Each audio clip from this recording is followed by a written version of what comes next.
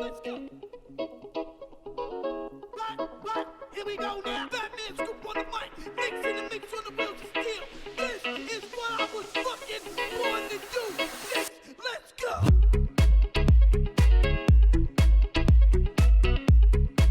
Yo!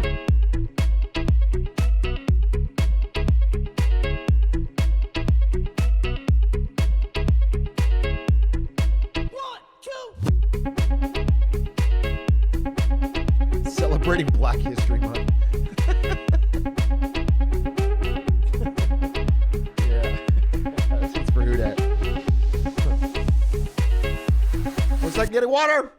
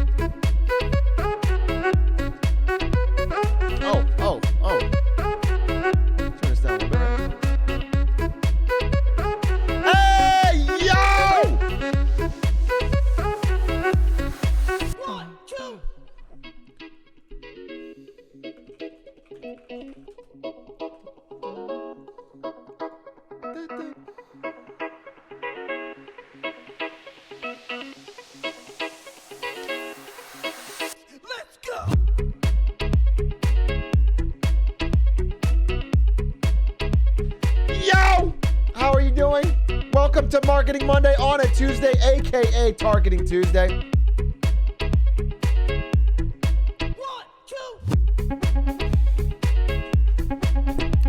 2. What's good? Atrioc, I've been watching Hitman content since day one. Said something else, but I didn't read it. Sorry. Something good?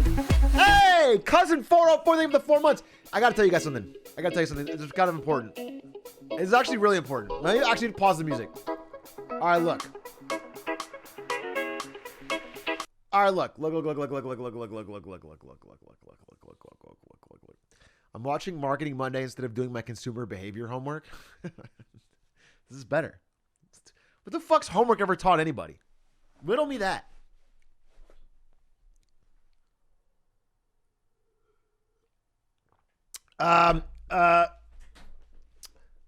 That's bad. That's probably a bad lesson. It's probably a bad example to the youth. You should dye your eyebrows blonde. Why would I do that? What would be the gain to dyeing my eyebrows blonde other than looking weird as fuck? What benefit would it get me? If I'm in a business meeting, and my eyebrows are just randomly dyed blonde, it would look so strange.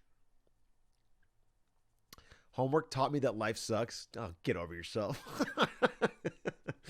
Listen, I'm generally on your side that homework sucks, but don't be so stupid. So stupid, dude. Get over your fucking self. Oh my God. It's homework. It's not fucking, you're not working in a coal mine, dude. It sucks. It's in general, like if you care about grades, I would say school is harder than work. That's very broad. It's probably not actually true. But I just think in terms of work,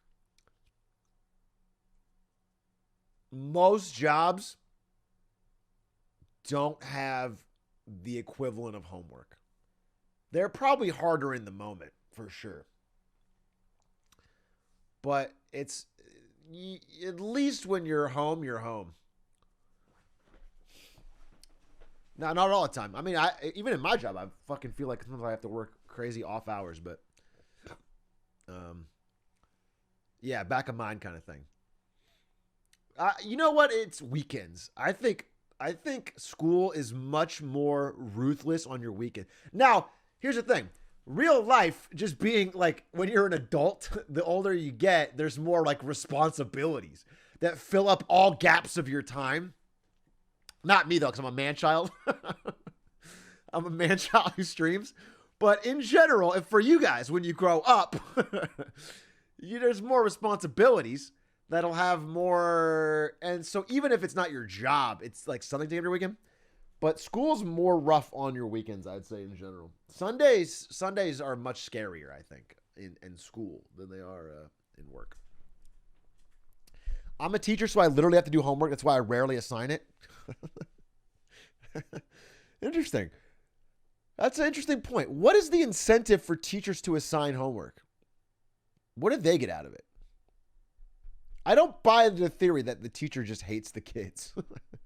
Like, what? No, they don't hate the kids. No, I literally... Class grades. That's what it is. That's what it is. They're sort of offloading the teaching. Well, it's also... Well, let's be fucking honest, dude. Let's be fucking honest. I don't believe you can actually learn shit just by staring at someone talking about it. So sorry, Marketing Monday enjoyers. That can get you started. That can get you excited. But I literally think you have to do something. You have to try it. My theory on learning all comes from video games. Video games taught me how to learn. I didn't know how to learn shit until I tried to get good at StarCraft. And getting good at StarCraft literally taught me how to learn things and then made me better at learning for the rest of my life. I've used the same theories. And I think you got to learn by doing almost every time to be really good at something. But it is the first step. So, I understand that, like, I just don't think it's going to stick unless you do some kind of homework. But I also think a lot of homework is just horseshit. Practice and one-on-one tutoring? Yeah, in what school system? What kind of school system is so far? Are you rich? Are you in private school? Who the fuck can afford one-on-one tutoring? What? We're already got like an average 40-plus size classroom in America for middle school, high school. Teachers got no time. Thank God for YouTube. I feel like literally, I don't want to say thank God for a fucking monopoly corporation, but I feel like YouTube is actually democratizing learning in like the most insane way. You can actually learn something you're interested in on YouTube for free, pretty high quality, better than any time in history. It's actually goated. It's Khan Academy. Yep. Troop. Hey, HR, welcome back. Hey, I guess I was technically live yesterday with my Who Dat stream. I don't know if you guys saw that. I did a IRL stream with a man who calls himself the original Atrioc leech, who made a Reddit video because I banned him for saying D's nuts, and now I was hanging out with him at Chipotle. What a world. What an insane year. 2021 changed my whole paradigm. It really, in this very apartment, I've only lived here a few years. I was a normal 9-to-5 employed adult. This is crazy. I think my life has changed dramatically since the pandemic. Dramatically. And I'm the only one that's happened to. The pandemic has changed nobody else's life. Everybody else doesn't even know that this happened.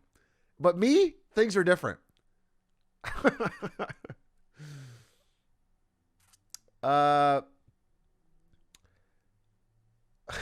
Who dat made Big A? Hey, well, he helped. Got to give credit to all the people that I've leached off of, counter leached off of.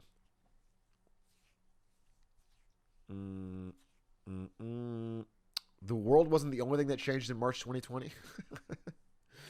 Hey, so good to see you all. I have a pretty fun Tar-Kidding Tuesday today. We got wins and fails. We got a topic. We got a bunch of funny shit. All right, so it should be a good one. I want to talk about Who Dat. I want to talk about anything else from the Who Dat stream? The Who Dat stream, by the way, proved without a shadow of a doubt to everybody here that there is one person in the community that has glizzy fingers.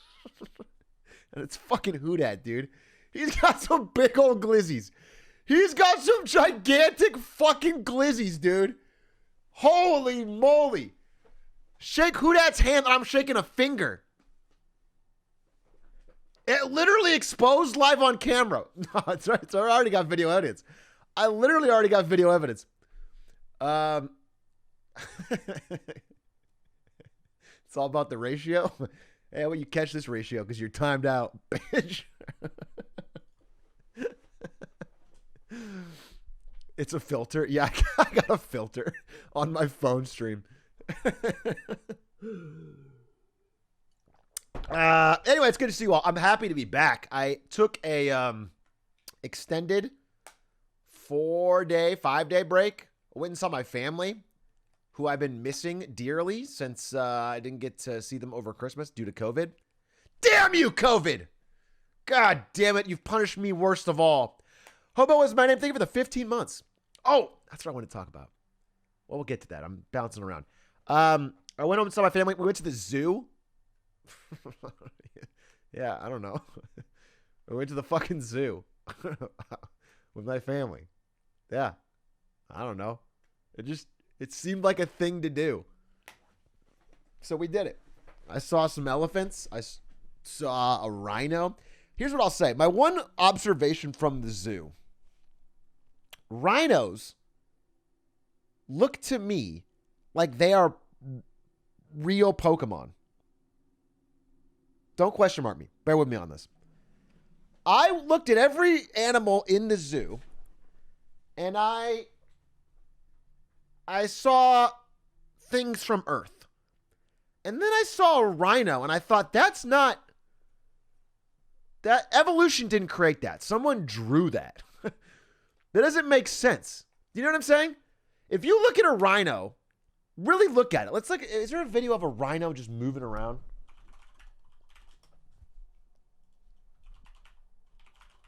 Hold on. I think when you see this is all about the rhino. Fuck. This is not what I wanted at all. Oh, this is my OBS.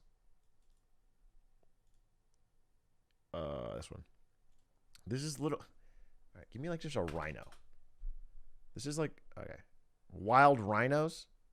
This is like an artist named Rhino with 79K subscribers. Imagine he fucking bangs though, huh? Shamu? Let's listen to it. Ooh, Sam, killed it. Yeah, rap game Freddie Benson. They stay asking me when I'm gonna learn my lesson. I was born in 97, think I know wrong from... Born in 97? Fuck you. You know shit about rap. All right? Sorry, Rhino. And I'll say that on God. All right, look. It's up to you. You can...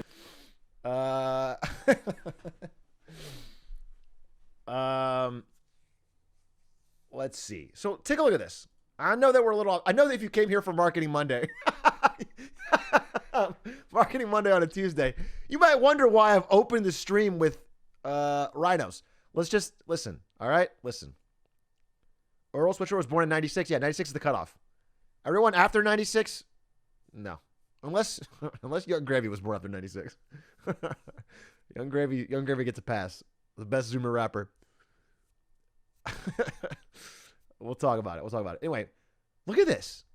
I don't understand how a rhino exists. And especially the one I saw was extra fat. And it just seemed like, why does it have this huge, like fucking giant 1-2 ton body with these little stubby little legs? It can barely move. And then this random horn.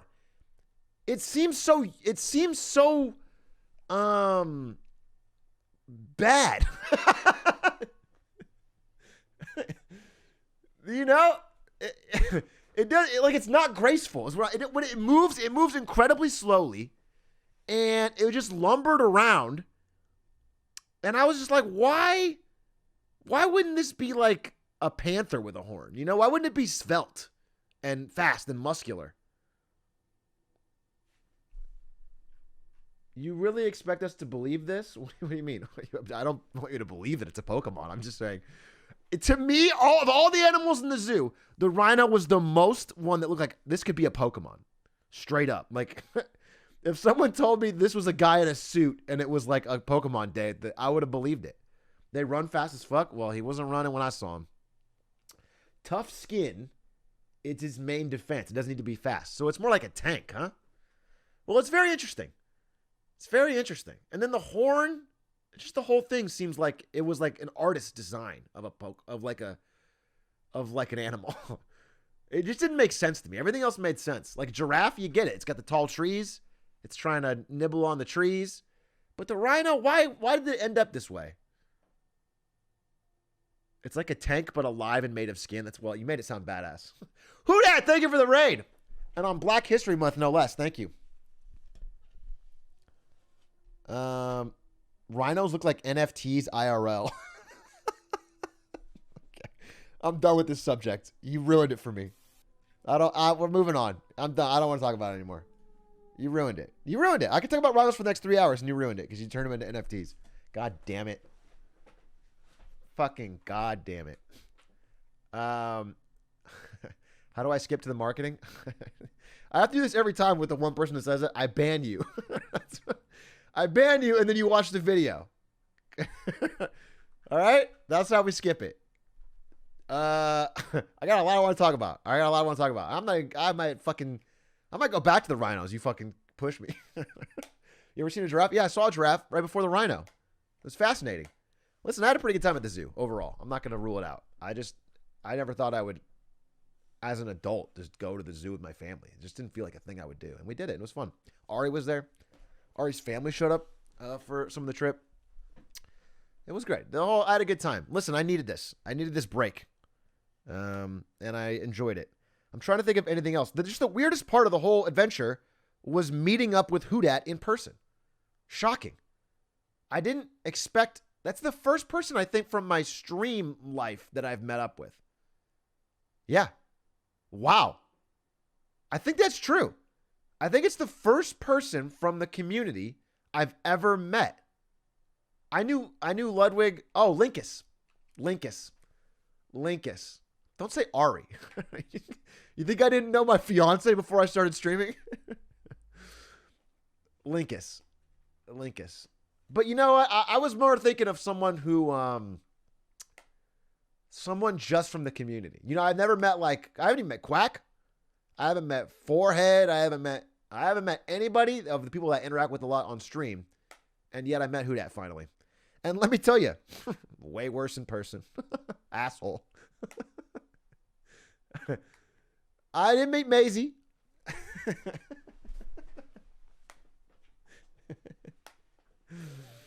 No, he was really nice.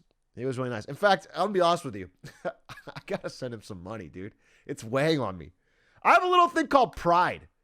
And the fact that he's 19? And he not only drove me to the airport, but paid for my Chipotle. Bro, what the fuck? Yeah, I can't be going out here fucking mooching off. I mean, you know, you got to leech off the leeches. Passive income, baby. You build the leech, and then you get the free Chipotle. I don't know if any of you guys saw the stream, but let me tell you, this part bears repeating. He pulled up to my family's house. By the way, I was very nervous I gave him the wrong address. Houdat, you don't know this? I gave you the wrong house address in the neighborhood just to make sure that I wanted to meet you outside, but I gave him the wrong one. And so he comes in the neighborhood and he zooms right past the house. I was going to meet him in the street and just make sure, I don't know, just to fucking get a vibe check or whatever. And, but the problem was I was lazy and I was inside with no shoes on. And I was and he's like, I'm here. And so I was like, fuck. So I just run out the actual house as he's passing. So the plan went out the room. And, so he zooms right past the house and he turns back around and he's super nice, but I open up his car door instantly and in his back seat is fucking cables, jumper cables, duct tape, fucking small knives. What the fuck, dude? What? Is this a kidnapping plan? His tools, yeah. zip ties. Nah, I mean it was mostly just trash and jumper cables, but it looked. I mean, the clamps were right there. You know, it looked suspicious. But he was actually extremely nice. He was nice to my family. Said hi to everybody, and then we went to Chipotle. Had a good time. I talked to him a little bit off of the stream about his plans for the year, and I'm excited. I hope he blows up. I hope he has a really good. He's gonna go real hard on consecration this year, and I hope it does well for him. It'll be awesome. It'll be awesome to see him actually just become a full-time consecrator, able to make a serious living on it, and yeah, who that summer for real? Let's make it happen. And you know he's got to have dedication because he drove fucking 2 hours to farm like one clip. Bro, you drove 2 hours to eat Chipotle and pay for it, drive me to the airport and farm a clip. And guess what? We at the top of LSF, baby. I'll play this right now. We at the top of LSF. Now that's a real fucking leech. That's a man who's got dedication on the mind. Let me pull this up.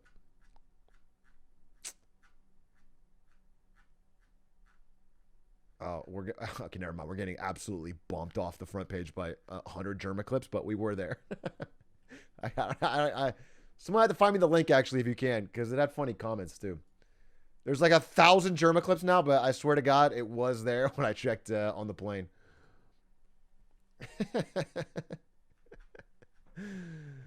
Yeah, I could scroll through 100 of these. I could scroll through 1,000 of these. By the way, the German stream is amazing. That's one of the reasons I was a half hour late. I watched some of it. I had to set up some more Marketing Monday stuff, but I just watched it. Great. Just killer stream. The guy, he's always doing crazy stuff. Oh, there it is. LSF. There it is. Thank you, chatters. Appreciate it. It was got a great title too. God, I love when you can get a good titler. Half of the battle on LSF is the title. Age Shrek and Who Dat solve racism. Also, drop some gifties while you're there. Chat. Well, maybe like 10, right? Like 5. They shouldn't just go in and drop $50 if you haven't done any work or. It's like reparations. It's reparations. There's better causes. There's better causes. Chat, because of slavery, my grandpa, my great-great-grandpa, had to take the name Pig. It's fucked up. Had to take the name Pig. I'm sorry to hear that. I don't know if 10 gifted in your chat will change anything about that. 100 will. And that would feel good. That was good timing. That was good timing, dude. That would be good. I would like, yeah. That was good. That was a great clip. What was that on Mia Malkova? Huh? Oh, you got all sorts of fucking hilarity drop jokes when you're on my stream. I get you on Mia Malkova's lover host. Peepo Shy, dude. Silent film.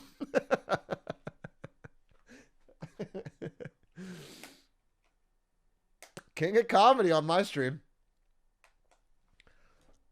You are easy to make fun of. That was making fun of me. That was the banger about reparations. And there's not many bangers about reparations, though, when you think about it. It's really untapped area for comedy. Let's continue. Oh, yeah, you should explore. I'll leave it to Hudat. Hudat. Hudat's got that in his Type 5. The comments were weird. I thought they were fine. Real talk, 100 gifties solves most world's problems. Real talk, though, naming somebody Pig is pretty fucked up. It is pretty fucked up. That's not a weird comment. And then they just explain it. Bro, it's so weird. Any Reddit thread has a chance of devolving into, like, obscure history. You know? It could be like, you could go on even one of these random German clips and just be, like, talking about, well, those stage lights are kind of weird. And then it'll go into 100 fucking comment thread on like how stage lights came about, and they go incredibly too deep. It's not the place for it. The only thing I thought was probably bad was down here, where we got comment removed by moderator, comment removed by moderator, comment removed by moderator, comment deleted by user, comment removed by moderator. This was probably where the racism was. If I had to guess, this was probably where the racism was if we could isolate where it who dat is a fucking beautiful man. That's a mean. Somebody said some mean stuff about Neg Neg. Not cool. I was thinking about it in the car. We were driving to the airport. It is a little, it's a little unfair that, not that I'm going to stop it anyway, but Neg Neg and Psychic have gotten sort of the raw end of the deal because the jokes they get are, I don't know what it is, but it's like there's no way out of them. I don't know what it is, but like, maybe they're not mean. It's not like it's mean. It's just like the joke for Who Dat is that I don't know that he's a Chad, which he's not. Let's be clear. Also got very glizzified fingers. I didn't even say it enough in person. Who Dat, you got some glizzy hands. All right, that's all I'll say.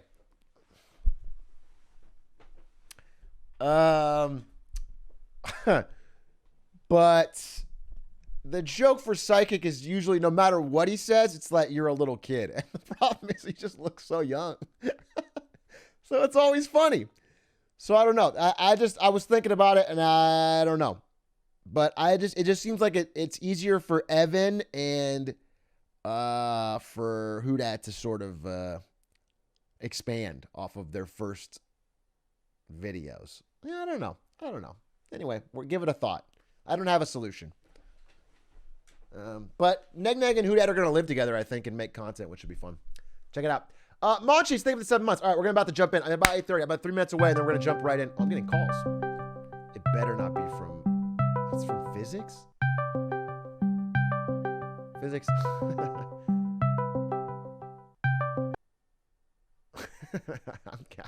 I didn't cancel the call, but the problem, Physics, is that last time I did this, it led to 100 people calling me. And that's not the content I'm going for when I have 3 minutes till Marketing Monday. All right, I'll give him a call, but literally no one call me again today. Yo, what's up, Big Fizz? Can't hear you. You got no sound. What an absolute waste of my time. What an absolute fucking... I was on a fucking roll. And I get a fucking call from Physics, and then I get guilted into calling him back, and then when I call him, he doesn't say anything. He answers the call and says nothing.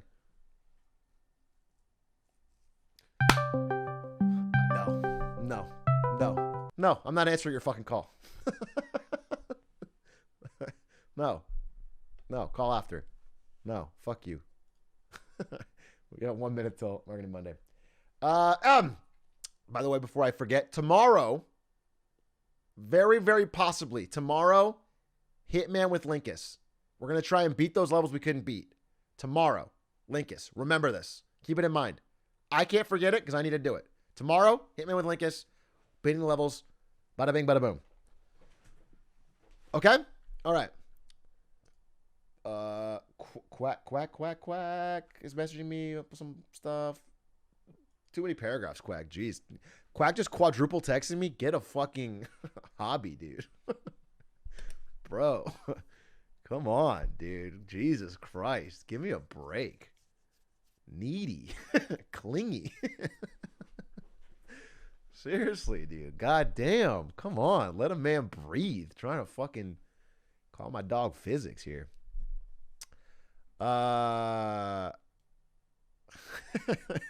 Okay, it's 8:30. No pussyfooting around. I had other things I want to talk about, but let's get to Marketing Monday on a Tuesday, aka Targeting Tuesday. Please, ladies and gentlemen, please tag yourself. Welcome to Marketing Monday on a Tuesday, aka Targeting Tuesday. We always begin each week with a look back on the previous week or two's wins and fails, and I have a win right off the bat before we get into any business stuff. The win is this whole goddamn show. The win is me, baby, because we are now officially Yo, Gravy, what are your thoughts on Big A? I'm fucking big at Atrioc. Yeah, It's my hell dog, yeah. dude. Hell yeah. Hell yeah. Fucking Tuesdays. Young Gravy approved, baby! That's my dog targeting Tuesdays. I might never do one on a Monday again. I might never do one on a Monday again. Young Gravy. That is my dog. I've always said that. So first thing I got to do, ask him for a feature. That's what I did with Baby No Money, and he never, ever talked to me again. I got to get him on Certified Glizzy Hands too, baby. Okay? That's how we do it.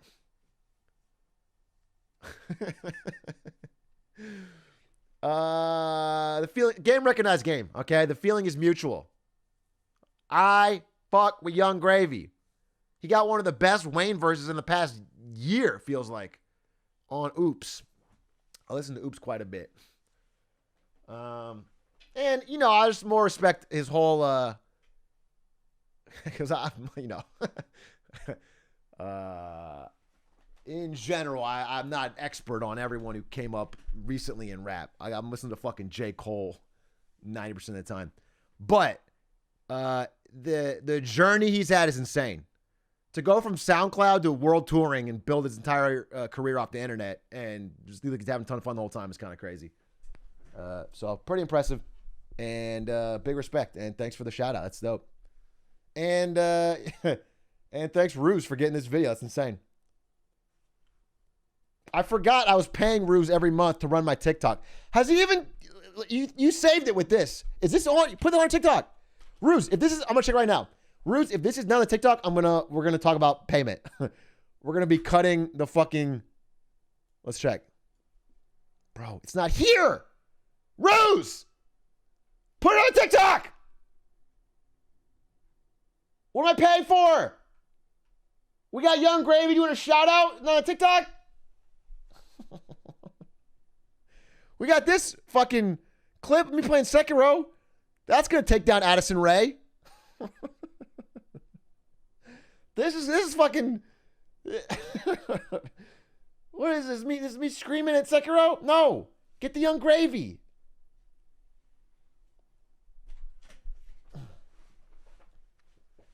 $2.5 million though. 1.7 million. Where's 2.5 million? What are you talking about? Oh, 2.5 million on this one. Ooh, sheesh. Anyway, he's done a great job. I'm kidding, but seriously, I'm not kidding. Get the fucking clip on there ASAP, or I'm taking out a Quack's paycheck. All right.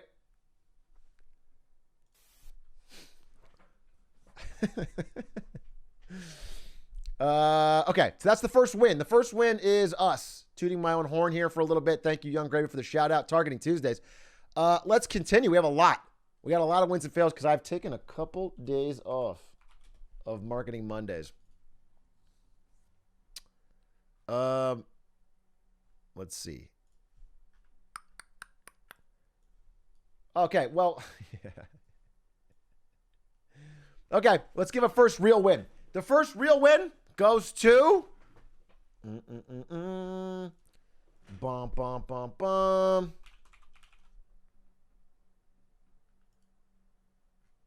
No, it's not you in chat. A necessary win for YouTube. Okay, Valkyrie is their biggest creator, I believe. At least their most public-facing YouTube switch. And if she had left, that would have been, well, Ludwig can't leave now. Ludwig's locked in for at least, you know, his full contract. So if she had left, it would have been a real bad sign because she was sort of their momentum spark for this new wave of YouTube gaming. And her leaving would have been a sign that she gave it a try, got big on it, and then went to another platform. But instead, she blew up on YouTube and is staying on YouTube, which is a good sign for their strategy. Now, again, they're having their own issues. Banning Ludwig every 5 minutes after he's their biggest acquisition in the recent years. But her agreeing to stay is big. It's a vote of confidence in their system, and it's big for what they might have planned next. tangentially to this, Pokémon's contract is now up for renewal at Twitch. She has ended her contract and is preparing a big announcement in just 8 days. And I'm going to say right here, right now, I don't know. It's a real toss-up. I would love to make a prediction. There's a lot in either camp. I'll tell you, it's not Facebook. No, it's YouTube or Twitch. It's YouTube or Twitch. You don't know. Well, listen. If I did know, I couldn't predict. So that would ruin it. And if I didn't know, there's no point in predicting. So how do I say about that? But we don't know. It's not Mixer. But it would be insane. I'll just say this. It would be insane if it was Pokey to YouTube. And I think there's plenty of reasons she would consider it. Specifically that her culture on Twitch lately has been terrible. It's been terrible. Okay? And generally her interactions are primarily based around unbanned forums and LSF. Both things that have been awful, while Valkyrie has much fewer problems in this area. So if it's a culture reason and getting a payout, I could see it being very likely that she would consider YouTube gaming for her next move. But we don't know. But then again, here's the other side of the coin. And this is why I don't want to make any solid predictions here. Pokimane is very important to Twitch, is brand. Pokimane is like one of the 2 or 3 faces Twitch always trots out to every media article, to every like New York Times writes a piece on streaming. She's the kind of the face of this new streaming video gaming creator economy, public facing, the most safe. She's one of the most safe faces too. You know, brands love her. Having Pokey on your platform is a big deal. She's kind of the top of the pyramid when it comes to brand safety, friendly, forward looking, all that stuff. And so Twitch may not have pulled out their checkbook for Ludwig. Twitch might have been like, all right, peace. You laugh at a monkey. Someone else can do that. But if they have any money left in the tank, they're going to do it for Pokey. She can command quite a bit, especially at this stage in her career. She's built up a real level of credibility. So, yeah, it remains to be seen. But it'll be a massive story if she chooses to go to YouTube. And it would be a big condemnation of Twitch's culture for people who aren't like mostly white man children. It's great for that group of people who I'm streaming part-time and it's gone up to I got 5K subs or whatever.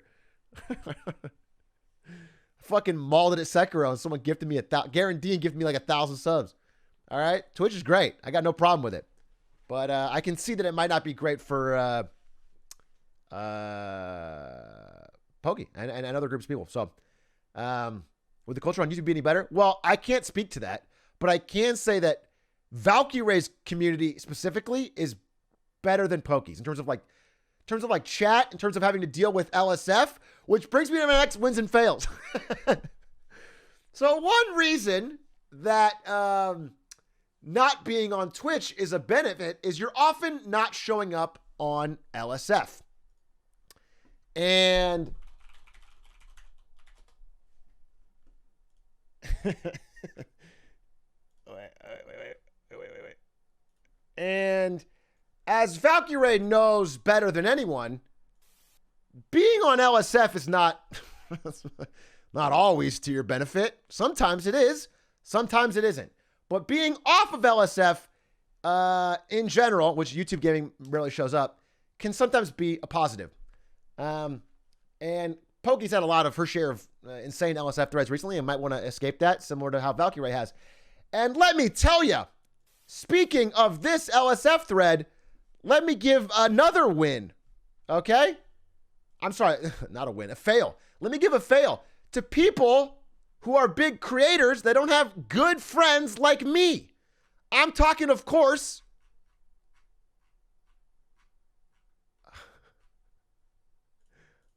oh,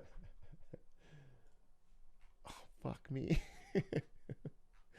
Fuck me, dude. I had all this open. Fuck me.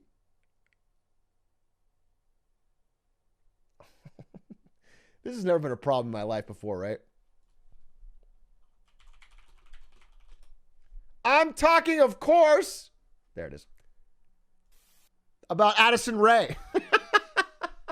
A different Ray who doesn't have me as a friend, who can do a secret planned leak to get you out of a contract. Because she just launched her own skincare, not even cream.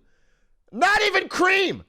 Skincare mist called Screen Break that protects against blue light and pollution. From those artificial blue lights. It's also great because it helps hydrate and tone for fresher feeling skin. There's no shot this does anything. This is like spray bottle of water in a and he just So anyway, Addison Rae, when your fans are mad in about a few days over the efficacy of this product, I am available to leak DMs saying you never liked it and your agent was forcing you into it and you could get out of. I'm available. All right, hit me up. PR. Although I'll be honest with you, it's possible that this it's going to be so sad for Valkyrie, who got an insane amount of hate. Addison Rae's probably going to sell 1 trillion of these things and not have any pushback at all on TikTok. It's going to be totally fine. She's going to sell 40 million of them. The problem with Valkyrie is that she's she's inside the larger gamer bubble community and tangentially related to LSF, where they found a great opportunity for like a dunk and went crazy, even though they were never going to buy it anyway. Even if it worked, you know what I'm saying? Even if for some reason the skincare cream worked and somehow stopped the dangers of blue light, they were never going to buy it. It was never on LSF's plate, but they decided it would be a great time to go, so anyway, she'll probably get over there and make $1 zillion, but I feel a little bit bad about how it worked out the first time. That being said, what a stupid product. I do want to just dunk on it real quick. It's an extremely stupid product. Yeah, just a really, really, but who knows? I have all this blue light. I might need it. So I might get the spray. I might buy the spray. So that was my fail. The win though went to Valkyrie for re-signing. And of course the mystery winner fail goes to Pokemon. We have to watch with bated breath to see which platform she signs with. Going to be a big story. Actually, a massive story. If she goes to YouTube, it's actually a massive story. That's big. That's a spend that will hurt Twitch.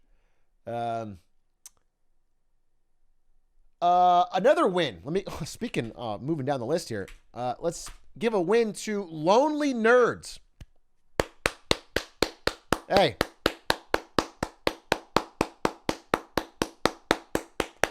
Lonely Nerds. Big win to all of you because guess what? I saw this on Twitter and it freaked me out. Replica is a #1 chatbot companion powered by artificial intelligence. Join millions talking to their own AI friends. And you just sort of create your own friend and then talk to them. It's like kind of a fake chat girlfriend is what it looks like.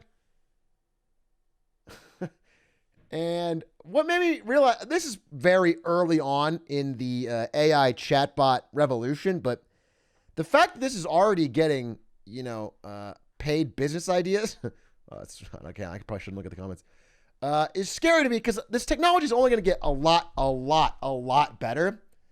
And with the amount of people out there that just don't get texts back, I just feel like the demand is going to be high for someone that always wants to hear your problems and talk to you and say nice things. And I don't know. It seems far away until it's not. And this is a real thing that has real customers. I'm not saying it's massive, but this is a real thing that people are paying for and using, and it's the beginning. And it's only getting better, and data's only making it better. So I guess it's a win for lonely nerds, but it's kind of scary for society. We'll see where it goes. No thanks. What did you say? I have a support ticket? I can't wait for the AI to ghost me too. Imagine. You're talking to fucking Jenica, your AI chatbot, and you start talking about League of Legends strategies. You there? Hey, you just haven't responded in a while. She gets you with a K.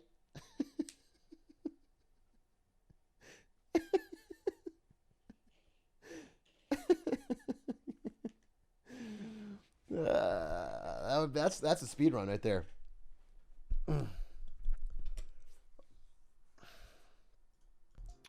In bed.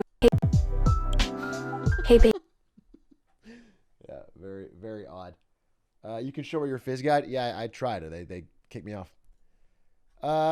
Anyway, we'll see where it goes, but I can't imagine it's going to be healthy, for society where, at least, listen, right now we sort of all divided ourselves into different sized bubbles, different kind of echo chambers where we find people that like the same things as us and agree with us mostly, but it's still a human being. So if you say some totally whack shit, they'll be like, yo, that was kind of weird. Even listen, I'm not saying the Atrioc community is a fucking bastion. You go to my Discord, if you're weird enough, you get banned. But if you end up in a world where most of your friends are AI that love you, what is there any reality limit on your thoughts and ideas at all? It's like it's like everyone has to live like Kanye West, where you're surrounded by yes men. There's nothing stopping you. You can be as crazy as possible because everyone around you says yes. It's not a utopia. I can become Kanye. Yeah, but you don't have any of the creativity. Celebrity Simulator? Yeah, I don't know. It's a dangerous path, but it'll be an exciting one. We'll see. Well, strap in for an exciting next 10 years. Let me give a win, though. Hey, let me give a win. This is a marketing, ostensibly, show. It's not just business, not just rhino discussion. Let's talk about, I saw an ad. I don't often see ads that really pop to me. Most ads are generally bad, made by lazy marketers. But I thought this campaign by Twitter was actually pretty excellent. And so I wanted to shout it out. Let me pull it up here. Here it is.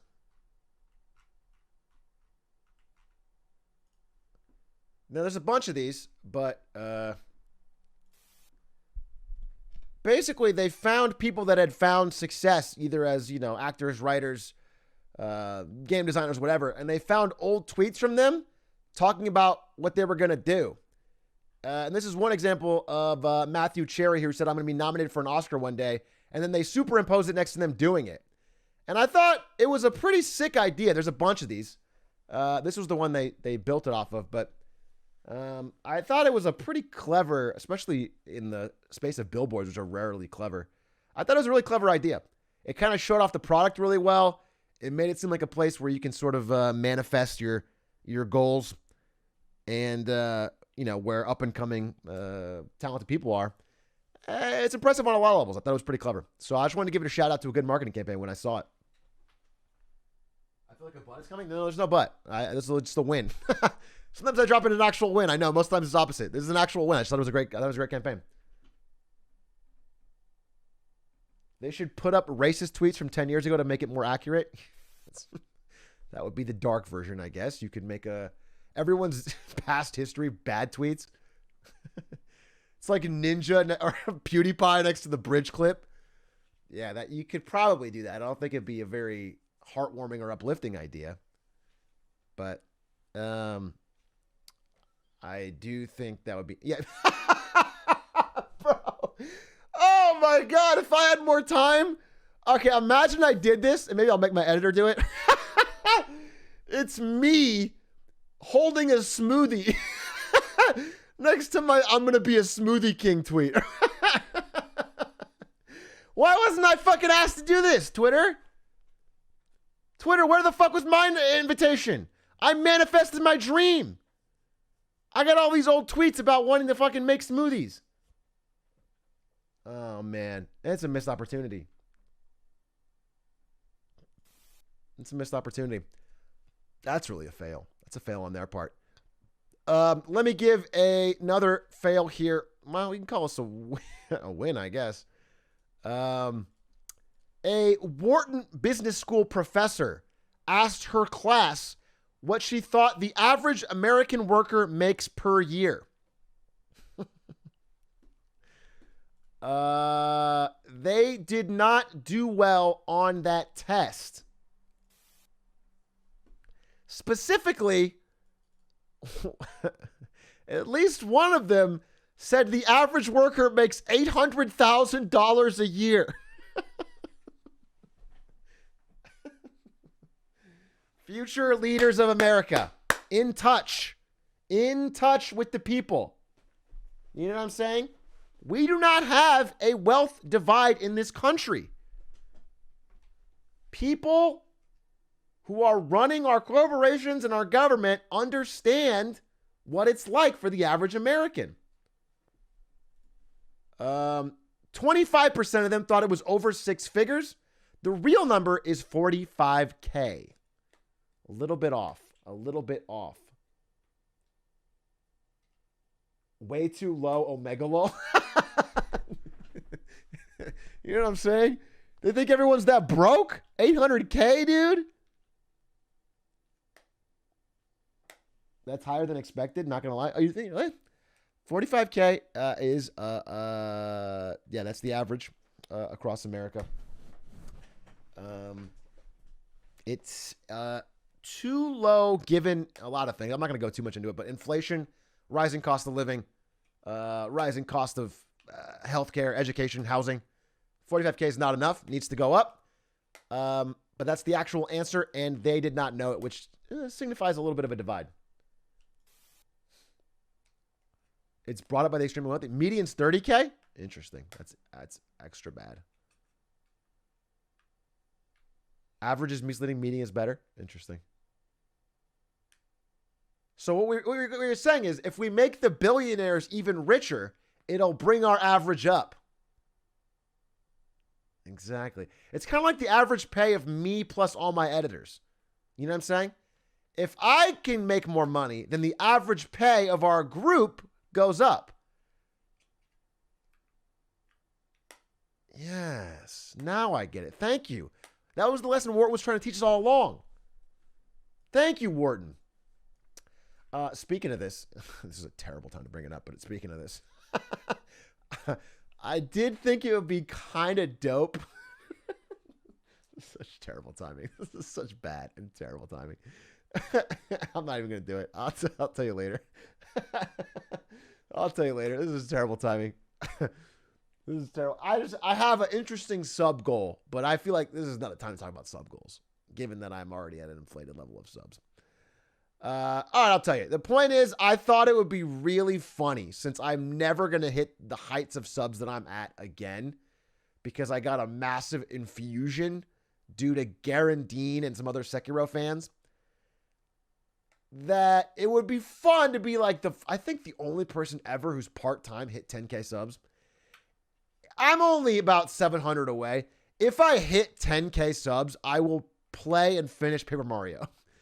That is an announcement on stream. If I hit 10K subs, which only has probably like a week or two left because then the gifties wear off and I'm never getting up here again. I don't think this is a realistic. I will play and finish Paper Mario. Because I thought it would be a cool milestone. That way, if I ever quit streaming or have to, work harder, I have to like go up the corporate ladder, at least I'll be like, man, I hit that milestone. Because I don't think it would be really possible to hit that milestone part-time. I never thought it would. Captain Kewick, thank you for the 5 gifted. Eternal Kendra, thank you for the 5. Artisan, thank you for the 5. Masonish, thank you for the 5. Also, just while I'm here, I am using this extra money that I have. I'm just going to announce it right now. I'm announcing it right now. This is not marketing money related. So I am taking this money and I am doing a series of, a lot of things. But one thing I'm planning is I wanted to give back to the Hitman community because I feel like I have made plenty of money off of speedrunning it. And it's a pretty small niche community of there's a group of dedicated guys that make no money off of it. So what I'm going to do is I am going to host, this is the dopest idea I've had, I think, in a while. I am going to create a custom Hitman contract with unique targets that no one's ever played before. And I am going to invite all of the best speedrunners in the whole game to blind play it off stream. Like, no one sees, they can't see each other's strategies. And they're going to submit their videos to me. And it's going to be the custom Atrioc blind contract. And then I'm going to live on air reveal their different strategies and show who independently came up with the fastest one. Whoever invents the fastest strategy on my brand new custom contract will get $500 for the first time I'm doing this. I think it's like a dope fucking idea. And so I'm going to go to the Hitman community. I'm going to get all of like the killer, like David Red Sox and maybe Moo and just all of the greatest runners that have ever done it. And they're all going to independently run it and come up with their own crazy ideas. And they should all be different because they can't reveal to each other and they can't see each other's. And Linkus, of course, Linkus, a Spectacore. I'm going to get all the greats, all the people that I know. And whoever comes up with a crazy idea gets $500. And then if it works well, I'll do more. I just wanted to try it once because I have no idea. Thank you for all the gifties. I'm sorry. Panda Penguin, thank you for the 5. Warboss, thank you for the 5. Ian or something, thank you for the 5. Bursky, thank you for the tier 1. Kragon, thank you for the 10. 2 Ideal, thank you for the 8 months. Cardow, thank you for the 12. Gifted. Ayers, thank you for the 3. Together, you have 15. Eli, thank you for the 5. Media, thank you for the Prime. Ice, Halfick, thank you for the 2 months. We're at 9,473. Again, I don't need to hit it at all, let alone today. I just wanted to bring it up. For this week, I'm going to kind of push it. I think if I hit 10K, it would be a cool milestone, just given that I don't think I'll be back at this level ever, and I wanted to try while I was here. And I will play Paper Mario. I'll play and beat Paper Mario on stream. That is the promise. Let's get back to the Marketing Monday. So the Wharton was the last fail. Let's give you a fucking win. This. Oh, the win, ladies and gentlemen. Someone gifted 500 subs? You're fucking joking.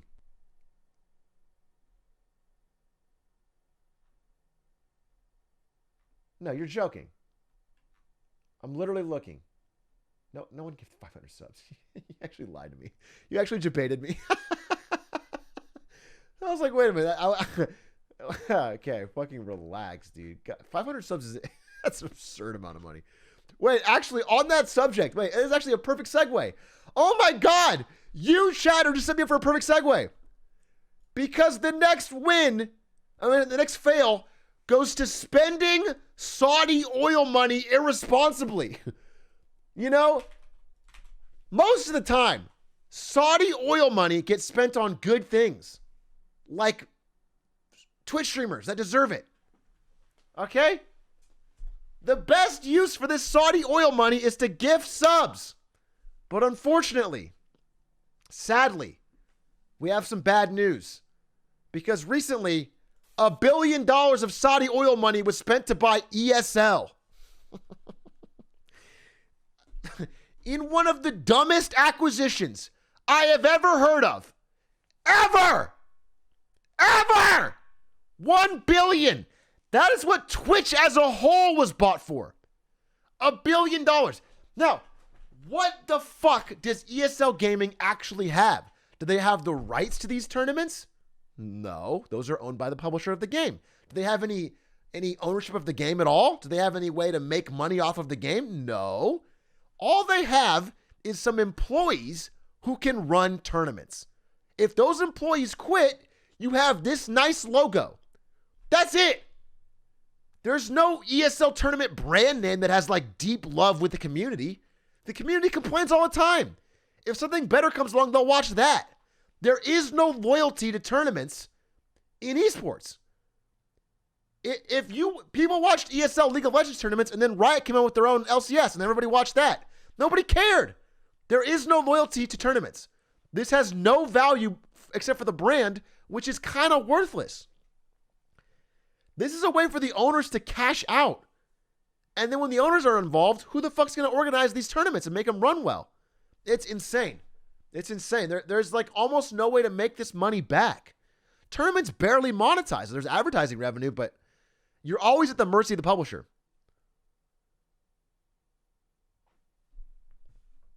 It's like if someone bought BTS for $1 billion. Yeah, it's literally, I mean, ESL's a little bit bigger, but only barely. And again, at the end of the day, they just don't own anything. There's no property there. You could literally take that $1 billion and run your own tournaments that would get the same viewership, but for way cheaper. You could just hire all the employees. You could pay. They're not getting paid a lot. It's $1 billion NFT. Okay, well, I guess, you know what? The bar is low. It is better than that. It is better than that. Who bought it? A savvy gaming group. Not that savvy. Who is backed financially by the Saudi Arabian government's public investment fund. So it's Saudi oil money buying the savvy gaming group for $1 billion. $1 billion. What do they own?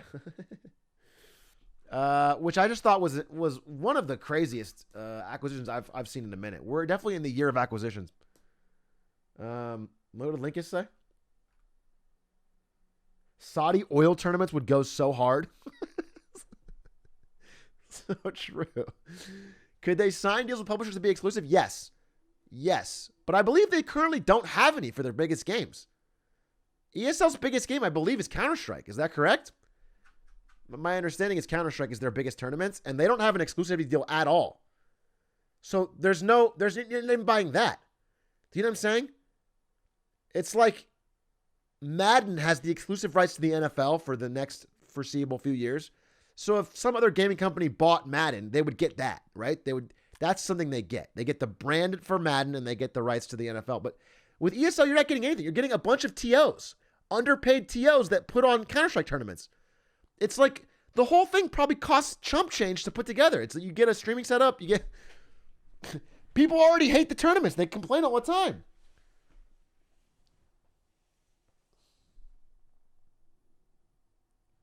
That being said, they have the CSGO prize pool is now a full tank of gas. Hey, with the way inflation's going, that might be a pretty powerful prize pretty soon. That might be. You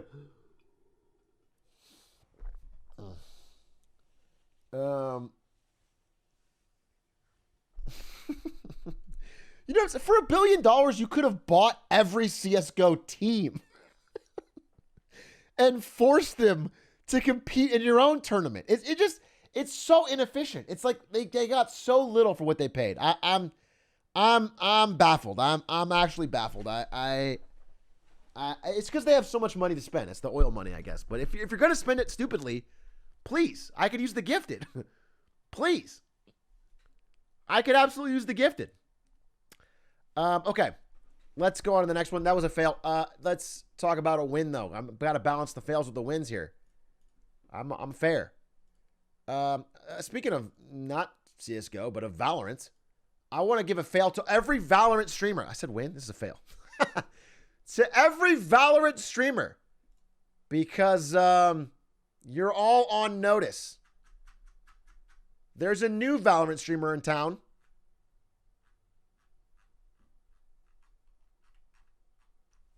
And her name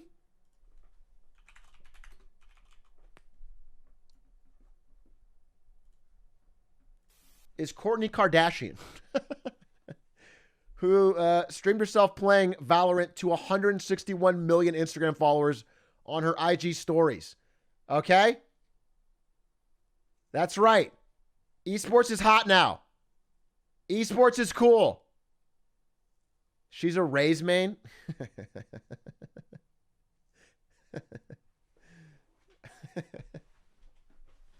Imagine it was like serious hardcore Rays tips.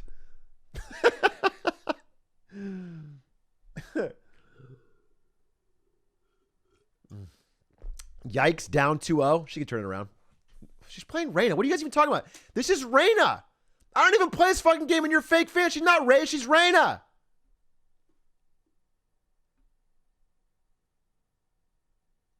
Oh, it's wrong? Why is this one highlighted? That means Reyna has ult. And that's why I'm here to say Kourtney Kardashian is better at Valorant than I am. Consistently. Consistently.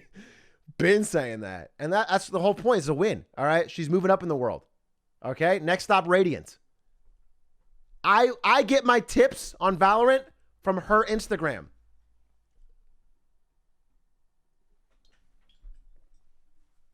Tens is scared. He should be. He should be, all right? It's about clout in this game. Let me give a... easy fail. Easy fail. I'm sorry. Wait, I keep saying fail when I mean win. Easy win. I don't know why I never consider this a fail. This win is about a concept I like to call doubling down, okay? In life, when you make a bold claim, when you set out to do something that's never been done before, to break new ground, there are going to be haters. There's going to be doubters. There's going to be skeptics. No. But I respect people that double down.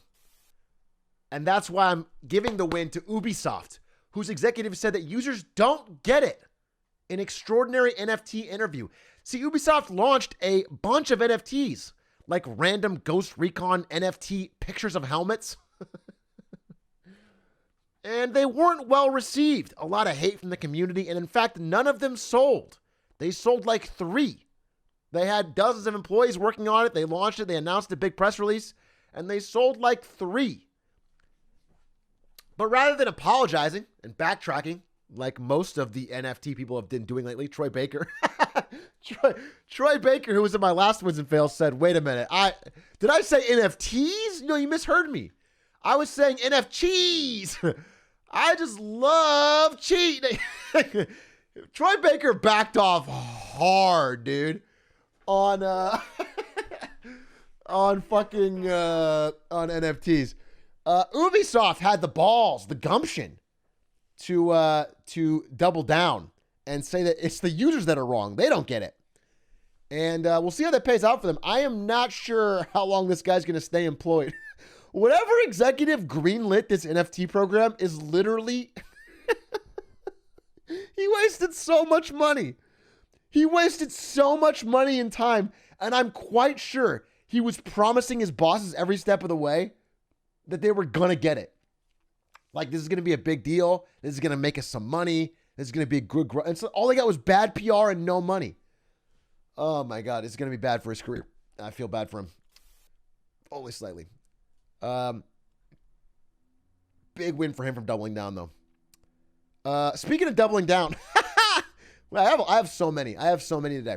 Speaking of doubling down, I did a Marketing Monday a while ago on CD Projekt Red's $1 billion fall from grace. If you guys recall, CD Projekt Red hit a massive valuation right before the release of Cyberpunk 2077. And then upon its terrible,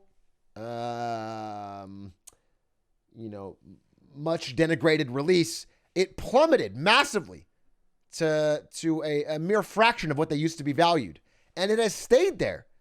Despite their best efforts at patching and the Witcher TV show and everything else, they have basically stayed in the dumps. But they have a plan. They have a plan to turn it all around. And this is why it's time to buy the dip, ladies and gentlemen. This is why it is time to buy the dip. Because according to IGN, they're making another standalone Gwent game.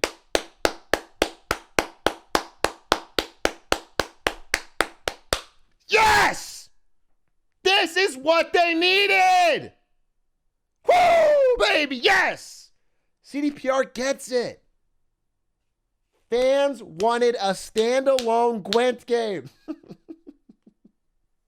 Ideally, And I'm praying to God it's mobile. And I'm praying to another God above that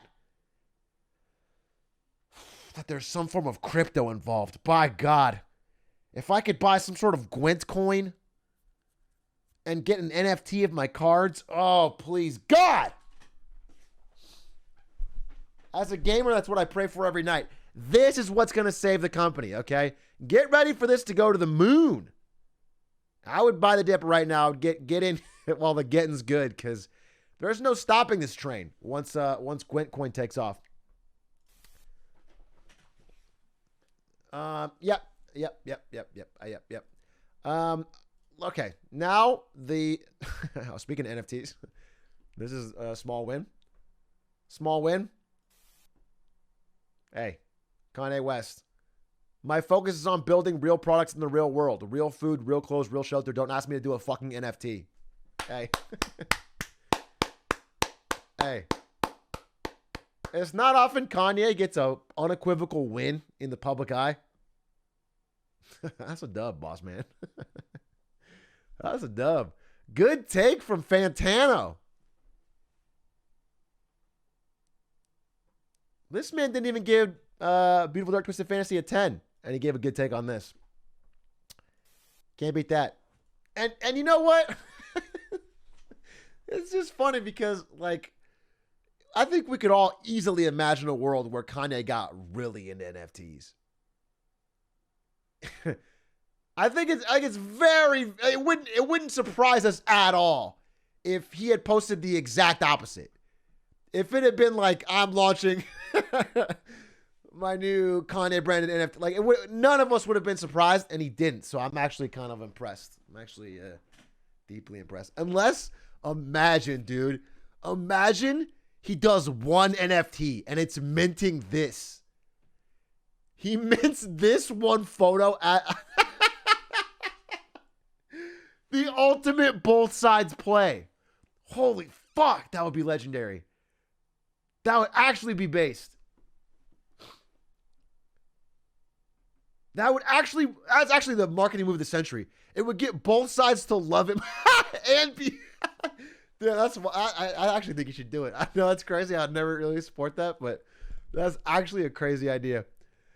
Okay. I have so many of these. I'm moving fast. The next two talk about capitalism. Okay? The next two talk about capitalism. I have to give, well, I guess when you're giving out wins and fails, the win is usually on a large basis capitalism. It just seems to always win. And the case was no better this week with the acquisition of a little spark of joy in our lives, Wordle, by the New York Times. Josh Wardle posted that Wordle, and by the way, not to toot my own horn, but I think I said verbatim that, like, what was the quote I had? I literally, someone might even have a fucking clip of it. I think they tweeted it at me. Let me see. I literally think verbatim. I said, like, bro, I know that he keeps saying he's going to keep this free and it's a fun thing for his wife and he's glad the world enjoys it, but, like, he's probably going to sell, right? He's almost certainly going to sell because nothing gets this big and then they throw massive checks at you, and that's just how it... He said it's still free. No. In his post right here, he said, when the game moves to the NYT site, it will be free to play for everybody when the game moves. And that sounds great. But when they announced it, they said it'll be free initially. Initially. And initially is a much different word. You see, you don't spend millions of dollars to buy Wordle and then not make it back. And New York Times is a paywalled service that has made a lot of money off people that subscribe to the crossword and many of their other word games. So it's almost certainly going to be behind a paywall with some sort of paid component. That that being said, though, I mean, these things are fads, right? Wordle's a great game, but like this whole Wordle sharing your score shit that all my mods do every single day in our mod chat. They don't ban anybody. They just talk about Wordle. That's not a forever thing. That's a few months thing, and then it's gone. And they might have just like bought the peak. I literally think this guy sold at the peak. I feel like peak Wordle is like now. Do you think in like a month people are still sharing their Wordles every day? Maybe. I like it. I played it with my mom and dad when I was in, but they might have bought the peak. So, I respect the guy for cashing out. I got no problem with him making money. I just think it's funny that people thought he would 100% stick to the idea of making it totally free for a lifetime. It's just for fun. Because once you get to the millions of daily users, there's just no way you're not gonna get your piece. I haven't seen it yet, and so I have to expect that that he would cash out like anybody. Unfortunate, but it happened. And congrats to him for making a cool product and making a quick few milli. I did like this post. Let me see if this is the one. Oh. New York Times has had its own problems with their writers trying to unionize.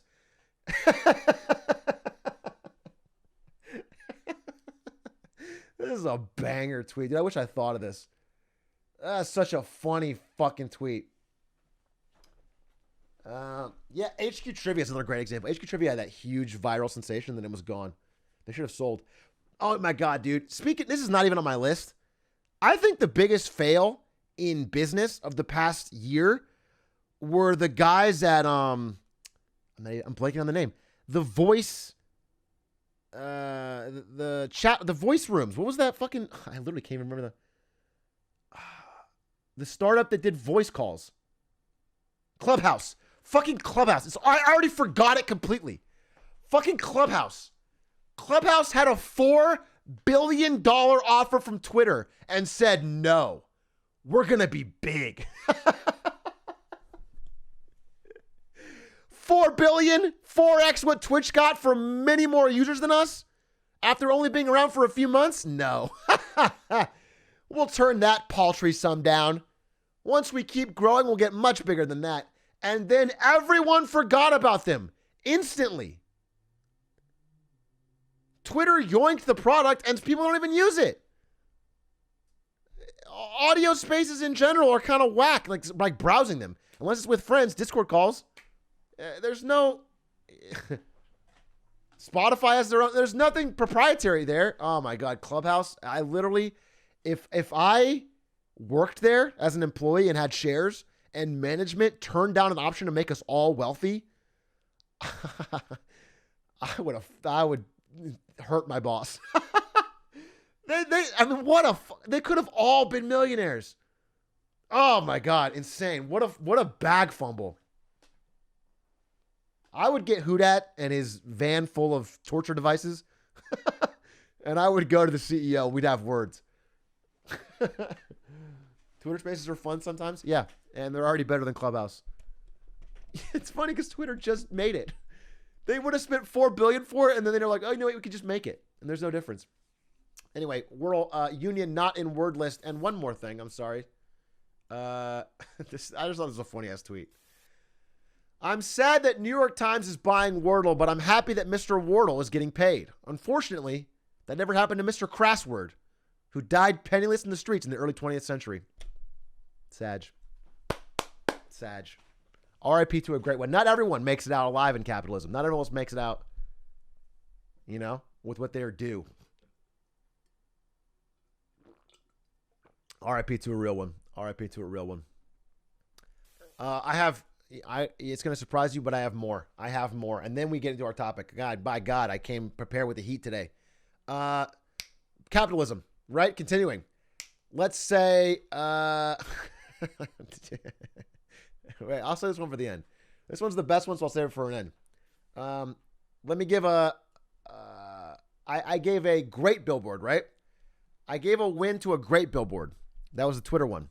Now let me give a even greater win to an even greater billboard, because this is not a recent thing in the past week, but I just found it. And I think I might have found the greatest billboard ad of all time. An ad that sort of changed the direction of an industry. It saved a company. I'm talking, of course, about this billboard from the early 2000s. Netflix has an algorithm. We have a callgorithm. Blockbuster. Now that's an ad. Now that is a forward-thinking, hearts and minds changing ad that saved Blockbuster. Can you guys even remember the name Netflix these days? It feels like so long ago, before Blockbuster put them in the dirt with their callgorithm. They foresaw that the next generation of millennials and Zoomers would love to use the phone to call to ask what movies to watch. It was so forward thinking. I can't think of anything people love more amongst millennials and Zoomers than calling.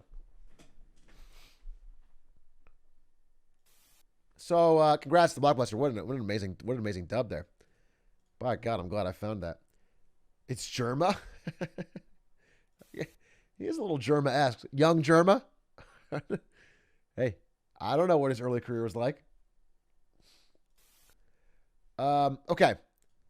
Continuing. Okay. Well, I've been doing a lot of fails. Let me give a win.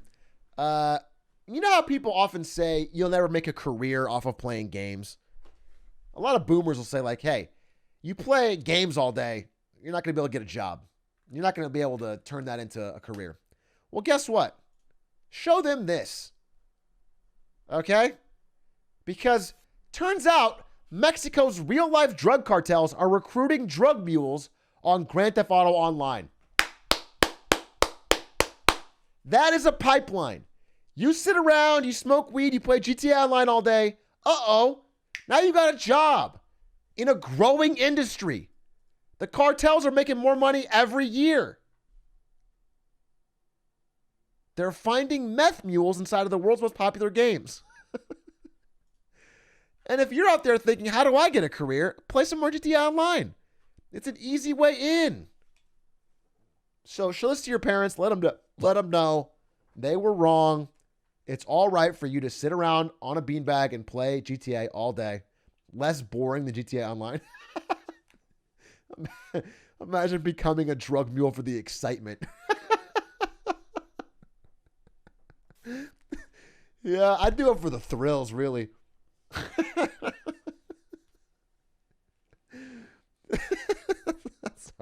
Sorry, that was just an incredibly stupid thing to say. Okay.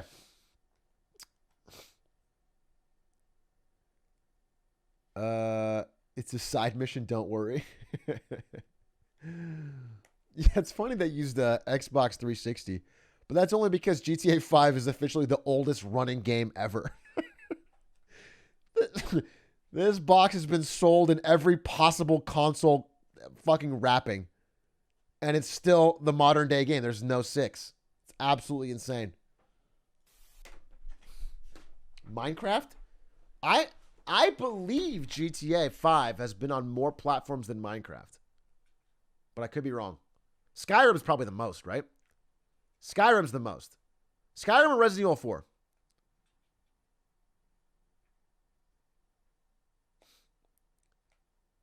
I don't think Minecraft was on the original Xbox. Minecraft is literally on Raspberry Pi. I mean like actual like box platform releases. Among Us? Among Us, not for sure. Doom? No way, Doom. No. I think it's RE4 or Skyrim. That's my prediction, but I think GTA 5 has been. And also best selling. Let's talk about sales here. Anyway, continuing. Let's see.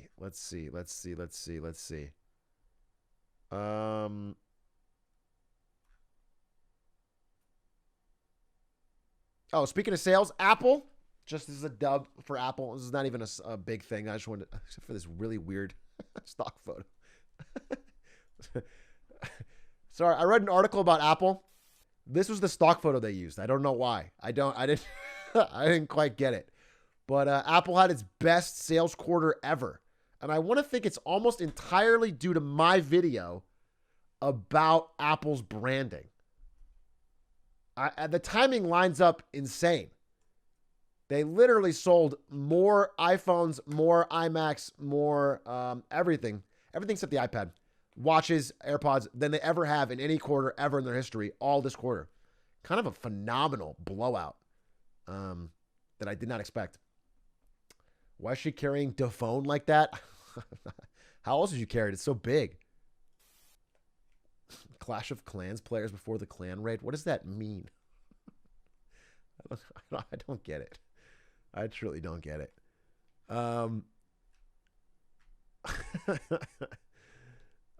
don't grasp that. All right, last one. I think that's the last one. I think we're there. I had a small NFT one. Just speaking of Minecraft while we're on the subject. NFT Minecraft project sells $1.2 million in tokens and then deletes everything. Just a good old-fashioned classic rug pull. I haven't seen... what's sad to me about this is that, like, I really believed in this one. When I heard about an NFT Minecraft project, I thought, now this is the one that'll finally take off. This is the one that I should have invested in. And so I put in $400,000 of my own money. And I'm just really disheartened to find out that it was actually a rug pull. It's actually a big L for me.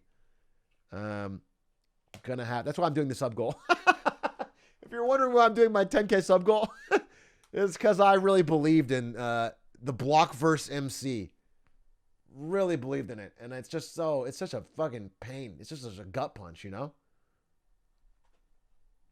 Yeah, I bought the dream skin. Well, that's going to be worth something. Oh, whoops. Intro again.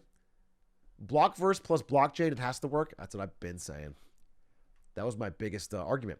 Okay, finally. Last one. Last win and fail, and then we're going to jump. It's 9:30, so it's perfect timing. Last win and fail. RE capitalism. I don't know. I don't know if this is a win, a fail, a fucking sign of the times. This one broke my brain. It's not necessarily from this last week, but by God. The M&M's characters are being redesigned to be more inclusive.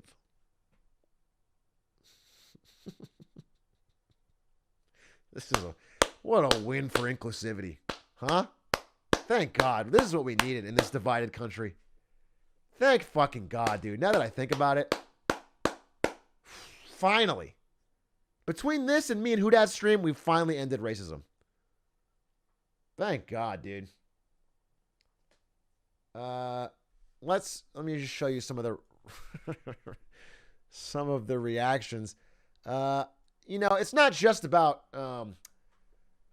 race or sex. It's also presenting a general more dynamic and progressive world. Specifically, they're getting an updated look and personalities and backstories to align with the fact that consumers value inclusion and belonging more than ever. Green will embrace confidence and a new pair of kicks. Red will tone down the bossiness. Orange will acknowledge his anxiety and more. Orange will acknowledge his anxiety. Yes! Finally! Bro, as a person who occasionally gets anxious, I would open a pack of M&Ms and I would see the orange one and I would be fucking... Oh, I would be livid. I'd be so thrown off. Because he's out there anxious as hell as me, but he doesn't acknowledge it. He's fucking living in a dream world pretending it doesn't exist. Thank God, dude. Because if he can't heal, how can I?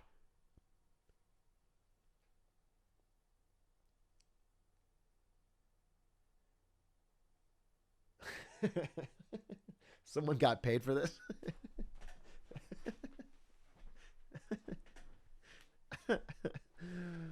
Inclusiveness, easy clap.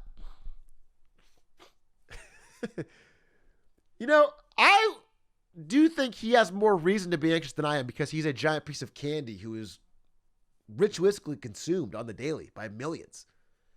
Him and everyone that looks like him gets packaged into plastic containers, shipped out to children who then eat them alive. Which I think they all should be anxious. You know? In factories, if they're sentient, they are literally food that's like hunted down and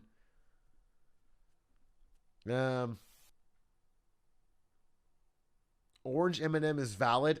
Please, he needs it more than ever. This one was nice. Women.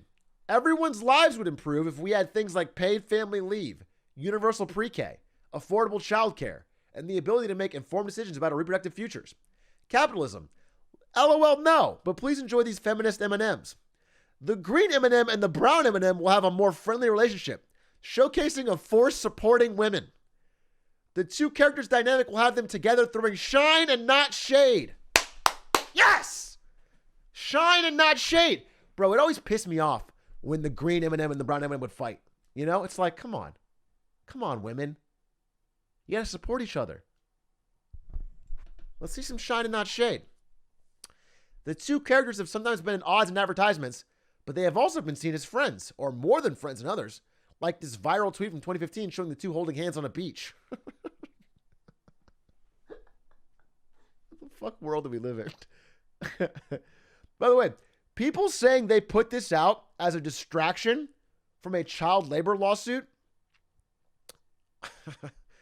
I think you have more faith in the public to care about that had they just ignored it altogether. Realistically, the best way to distract from that would be to say nothing at all ever, and the public wouldn't care. That is a very unlikely occurrence. It's actually a more sad reality. That would make sense. That would mean they cynically thought this stuff was all a distraction. They knew it was stupid. No, they spent a lot of money and thought this was a good idea. It's much sadder. And they have child labor. It's both. They have this incredibly stupid fucking thing, and they have child labor. The M&M CU fans eating good this year? So true, dude. This is a big year. For fans out there that follow and support these characters, that really have put their faith and their friendship and their trust in these 5 M&Ms. Finally, they're getting to see some expansion in the universe. Some evolution in the stories.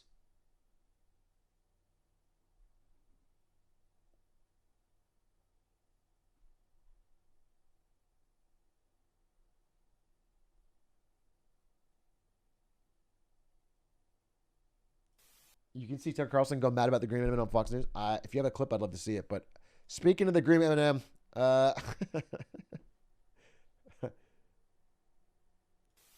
bro, they literally took away the green M&M's heels and gave her some dusty ass sneakers to be more inclusive.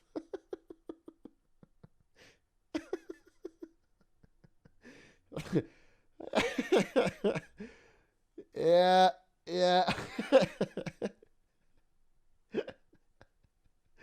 They got rid of her drip.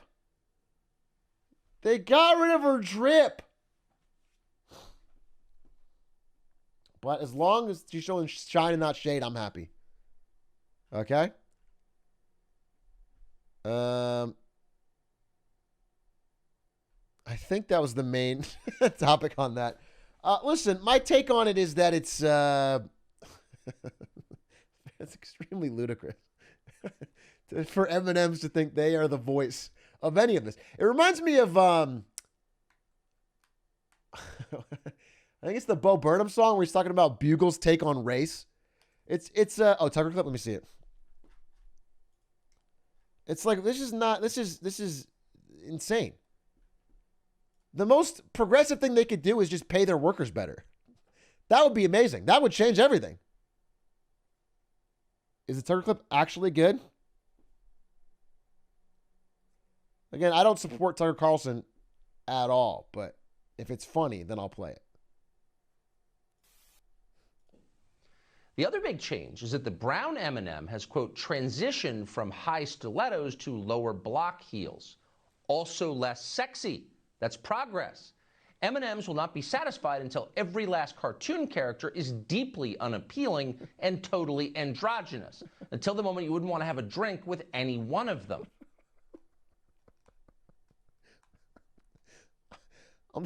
I'm sorry, what? I'm sorry.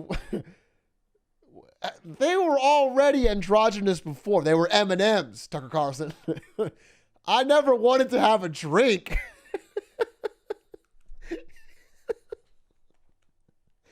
With any of them. I never found them deeply sexy. That's the goal. When you're totally turned off, Why is this so much about sex appeal? They didn't even mention that in their ad. Progress at last, plain frumpy M&M kid. The ludicrous thing about this is using M&Ms as a fucking bastion of social progress. For a corporation that has done many heinous things, to think that changing their mascots in weird, tokenistic ways is any sort of progress at all. That's the weird part. The problem that you can't fuck the M&M is not the problem. That you're not getting turned on by it, Tucker, is not the problem. That is the most down bad thing I've ever heard. we've achieved equity. They've won. Miserable, non-binary candy is all we deserve. Who the fuck writes these things? That's that would be actually a banger tweet if you'd done it right as the announcement. Ironically, that's a very funny tweet. God damn, that's actually a very fucking funny ass tweet. But as a serious Chiron under a news program, it's crazy. And by the way, final thing, all they changed is the heels. It's the same fucking M&M.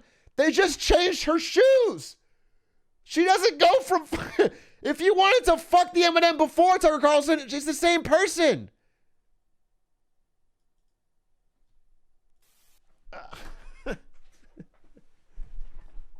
Not sexy anymore, Madge.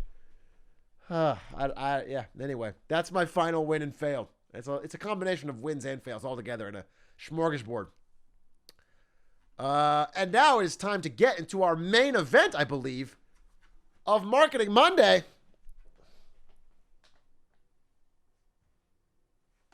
Being stepped on isn't the same without stilettos. Okay, we're definitely moving on. We're definitely moving on.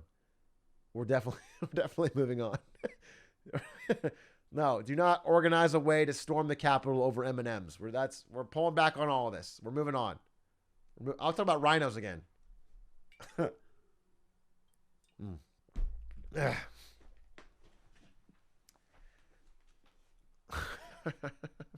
First they came for Lola Bunny and I said nothing, Sag. Okay, let's not use one of those amazing historical poems over this. Guys, we have to get into the main story today. We have to get into the actual main story today. And that is the clapback? The clapback? Sony? Sony strikes back?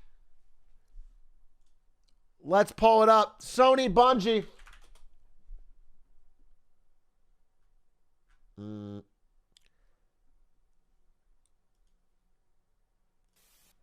Bungie is joining PlayStation, announced this week. Here's what to expect from this exciting news. PlayStation fully acquires Bungie in this past week, announcing that they too can play the acquisition game. And before we jump into it, let's just do a little back of napkin math, okay? I'm going to pull open Photoshop here. I'm going to do a little back of napkin math. Okay. So, in the previous week, we had, let's say, let's guesstimate it here. Microsoft, who, as we know, has a cash balance of about $140 billion. $140 billion in cash. Just sitting around waiting to be spent. 140B. And they spent it. For sure, they spent actually about half. We'll make this a different color. They spent about half on acquiring Blizzard. Activision Blizzard. Let's say 70B on Activision Blizzard, and we will just make this a lot smaller. Okay, all right. 70B, Activision Blizzard. So they spent about half of their available funds. Again, this is pure cash. You can always take on debt to buy more. You can do a stock-based acquisition. But in terms of free flow cash that you can use for acquisitions, they spent about half, leaving about, $70 billion remaining. These are rough numbers. But not to be outdone, okay? Not to be outdone. Firing back. Sony said, okay, Goliath, David's got a slingshot ready to throw. This is not inappropriate. Okay, here we go. Not to be outdone. Sony also did a here, we'll use a blue. Sorry, I gotta make this smaller. A $3 billion acquisition of Bungie today, around $3 billion. But percentage-wise, they owned them because Sony's total cash available is $5 billion.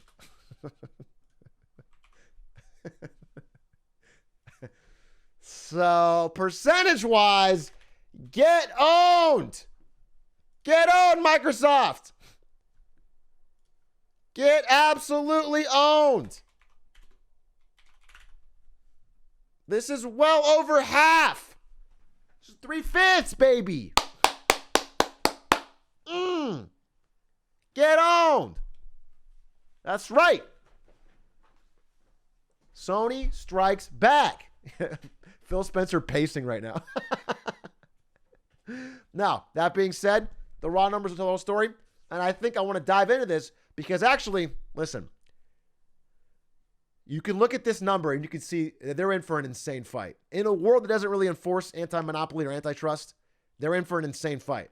I think Sony is making moves, starting with this, I think, intelligent acquisition of Bungie to, if not equal them in scale, present a very strong opposing force. I think they are the David to Microsoft's Goliath, and they may strike that blow. They may be able to outlast. It's interesting. Let's talk about it more. Okay, let's jump into it. So, first, let's talk about why they did it, why they made this acquisition, and why they spent. I want you guys to know, $3 billion is overpaying for Bungie. They spent more than what Microsoft had been talking to Bungie about acquiring them for just a few years ago. Microsoft spoke to Bungie about acquiring them at around a $2 billion valuation just a few years ago. Little known fact. But ended up not doing the deal. Sony is paying a little bit more, $3 billion, $3+ billion, to close the deal. So they spent a little more than what Bungie was probably going for on the market to lock it down. But it's part of what Sony needs, okay? Bungie has a few things that Sony needs. And number one, I'm going to talk about the ones they said. Let me tell you what they said first. The main thing they said was that it gives them a better access to live service games, okay? The big thing from them is that Sony has never been very good at live service games, constantly updating games that continually get patched, continually get updated. People stay in them and play them for years. They play with their friends. They log on. They microtransact. Sony's bad at those games. Sony's been really good at the excellent single-player, contained, one-and-done, story-based games. That's been their bread and butter. They've crushed with that. But live service, which is where all the money is, by the way, EA had an earnings report today. Battlefield was a massive flop. $100 million less than they expected. They didn't care. They had their best quarter yet. You know why? FIFA, the same dog shit game that's been churning out for years, made more money than ever. Madden made more money than ever. Live service games with microtransactions are a cash machine. That's all that matters in terms of raw dollars. Sony has to get better at that in this modern world, and so Bungie has become quite good at it. So that's one of the main public reasons they've said that they're announcing for why they're doing it. Number two, and I put it here. Let me just put it on the screen. Number two, Xbox Game Pass is a real problem. I wanted to put this in big font to make it clear. Every month that goes by, it becomes more and more obvious how smart and how deadly Xbox Game Pass is. People love it. People that use it highly recommend it. They love it. They are extremely attached to it. They are using it all the time.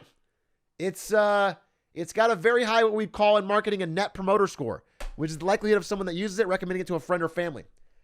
It's very, very well liked and well used. And so Sony is scrambling right now to launch Project Spartacus, their counter. And they want, again, we're going to talk about multi-platform in a second, but they want some exclusive titles for their upcoming service. And Bungie's future titles, while they will certainly be multi-platform, and we'll talk about that in a second, they will probably not be on Game Pass. You know what I'm saying? We're entering a world where being multi-platform is one thing, but being on someone's pass is a whole nother level. Okay? Releasing the box copy where you can buy it on any platform, okay. But making them subscribe to your thing versus theirs is the difference. Project Spartacus, it's not going to be their name, but they're working on it. Here's an example I just found. People are literally openly asking to put Game Pass on PlayStation. It was a joke at first. Now gamers are like, wait a minute. Just put Game Pass on PlayStation. I want Game Pass. I want PlayStation and I want Game Pass. It's like a growing thing because truly people like the PS5, but at the end of the day, they love the Game Pass. And until Sony has their own answer, it's going to be a real problem. I want to go back and say one more time. I want to emphasize this. This is the biggest threat to Sony more than anything. There's no exclusive that is as dangerous as this live service for low cost that gives you access to all these games. Games are expensive. The world is expensive. People are loving this service. They need an answer. Okay, so put Game Pass and call it above. So yeah, PlayStation Now, whatever they're going to call it, whatever, Spartacus, this is a big thing. And I think the ability to have a great, seamless subscription service with crossplay to PC, the way Xbox Game Pass has PC Game Pass, Sony needs their own version. Bungie is very good at this. Destiny has excellent crossplay across all their different platforms.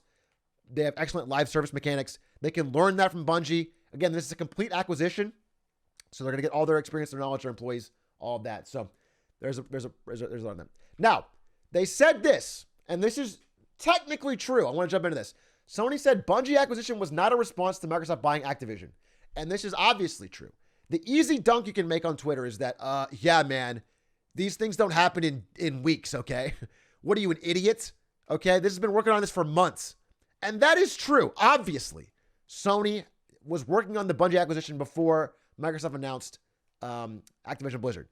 But it's a little disingenuous because Sony would not, this whole acquisition spree is a direct response to the larger problem of Microsoft buying up the industry.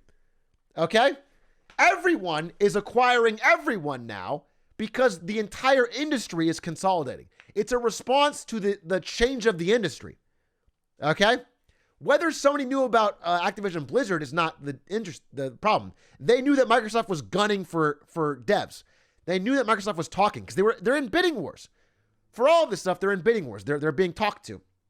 And they know that Microsoft is coming for all these different developers. And so this is a response to Microsoft's larger strategy. They need to bulk up because Microsoft is bulking up. Scale matters. And a great example of this in another industry is what just happened with streaming services. So I know we all think of Disney as like the big guy, the Thanos. But actually, if you look at what happened, Disney was is a small player compared to Amazon, Google, at a time Netflix. They're about even now, but at the time Netflix. These big tech companies have way more money, way more cash, way higher stock prices. And they were coming into Hollywood and sort of buying it up. And most of the small studios are getting owned. And so Bob Iger, who was CEO of Disney, has a great interview where he said, our only path forward to competing with them was scale. We had to get much bigger, much quicker. And he knew they could compete if they bought a bunch of great IP.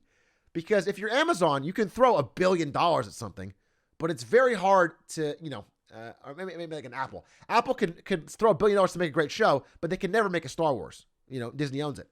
And so Disney bought up Star Wars and Marvel and Fox. And specifically, Rupert Murdoch, a man who I don't really like, but had a decent business mind on this subject, said, as the owner of Fox, he said, there's no way Fox can keep competing against these tech companies at the scale we're at. We have to sell. So they sold to Disney. And Disney bought Simpsons and Deadpool and whatever else Fox had. So we're seeing the same thing start to happen in games because of Microsoft. Microsoft is coming in with a $2 trillion valuation, infinite money, and they're starting to buy things up. And if you want to compete with that, you have to scale up yourself. You have to get some great IP. And Destiny is great IP. Bungie's next project could be great IP. That's what they're buying. They're buying the great IP and the scale to try and compete back with Microsoft. And every step counts. Now, let me talk about my theory. Now, I've talked about the easy stuff. That was the easy stuff, all right? Live service games, better online. They have a great game and another game coming out, etc. Let's talk about some of the more interesting reasons to pay this much for Bungie. And number one, you might have noticed in all of the announcements, everything that Bungie said, everything that Sony said, these games will stay multi-platform. Multi-platform. We are not getting rid of multi-platform. And it's way different than how Microsoft had it. You guys remember how Microsoft bought Bethesda and was like, oh, yeah, we'll check the contracts for sure. We can promise that some games, some of the time, will be multi-platform. Microsoft was very different. Microsoft basically, as openly said, Bethesda won't be multi-platform. But Sony has been very vocal about it, very open about it. Let's talk about that. So if you look, this is Destiny's current player base. Destiny 2, as of yesterday, I got these numbers. Destiny's current player base is 42% PlayStation, 31% Xbox, 26% Steam. It is a true multi-platform game, essentially evenly split across all the different services, has a large, hundreds of thousands of Xbox players.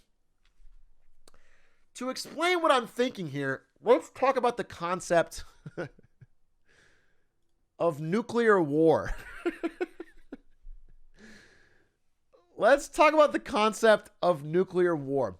So in the world of nuclear war, there are some countries that have hundreds of thousands of warheads. United States, Russia. And there are other countries that have a fraction of that. India with 140, North Korea with just 30, Israel with 90, China with only 300. And yet, even if you have 10,000 warheads, you can't really go to nuclear war with somebody that has 2.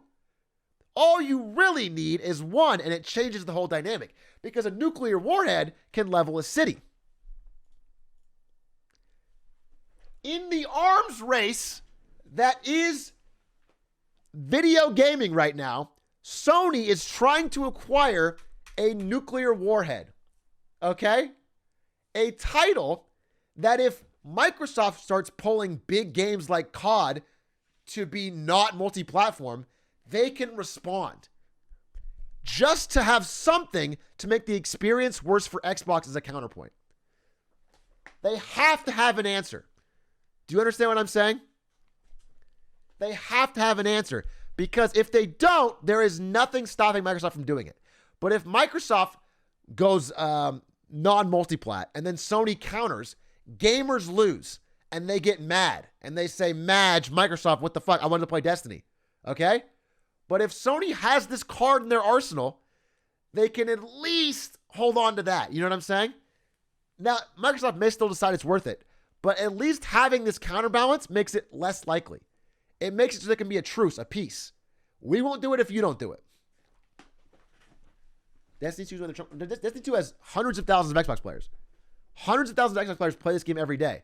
If for some reason Destiny 2 or 3 is a huge game still, and Sony can pull it from Xbox, that's a powerful card to have in your deck. And it may cause Microsoft to blink and think twice before pulling Call of Duty or whatever other game they might be considering. What is the little pink one? That's Stadia. don't even know why I included it, dude. Yeah, the Stadia army. Stadia fans rise up. As a Destiny 2 fan, I would be pissed. Yeah, they would actually be pissed. And they would riot and they would get mad and their experience would be worse. And Microsoft doesn't want that. They don't want to cause a bad experience for their users to sort of kick off this war with Sony. And so Sony is holding one nuclear bomb. It's kind of a bluff at the end of the day.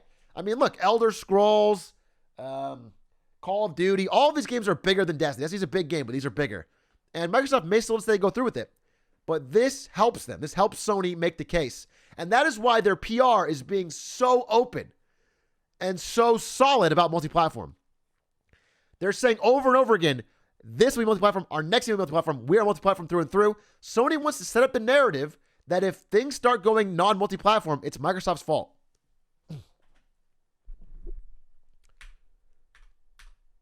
Second reason.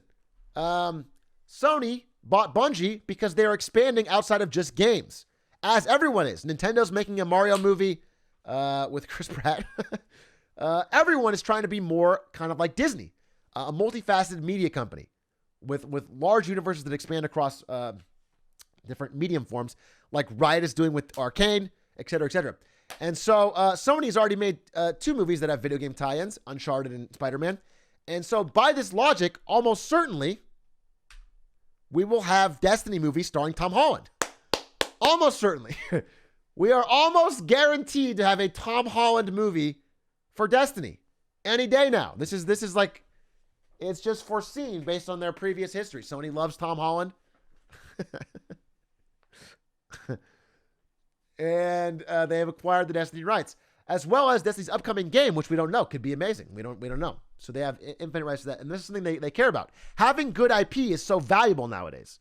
Every company is hungry for good IP. It's invaluable. It's incredible. It's gold. You can use it across every medium and fans keep going to it no matter how bad it is, really. Like I said, you can make dog shit Matrix movies over and over again. I still go see them. IP is incredibly valuable. So that's coming. And then one final major reason. I covered I covered TV shows, I covered multi-platform, I covered live services. Again, it's not a major acquisition, but it's big for Sony. One final reason is look, Sony's having a real problem with this guy. Okay? Phil Spencer, the head of Xbox, has done a great job the past few years. He's made bold acquisitions. He's said the right things to gamers. He's been gamer focused. And they've been sort of worried about him. He's plugged in with the community. It's rare for an executive to be so plugged in with the community. He knows to say that NFTs suck, which we love to hear, unlike Ubisoft. He's making great progress. And he's a scary opponent. And so they had this question. How do we stop him? How do we beat him? How do we beat Phil Spencer? This is live footage from Sony's boardroom. Tell me how! The heart, Osborne. First, we attack his heart. You see, Phil Spencer's favorite game is Destiny 2. Let me go to the end.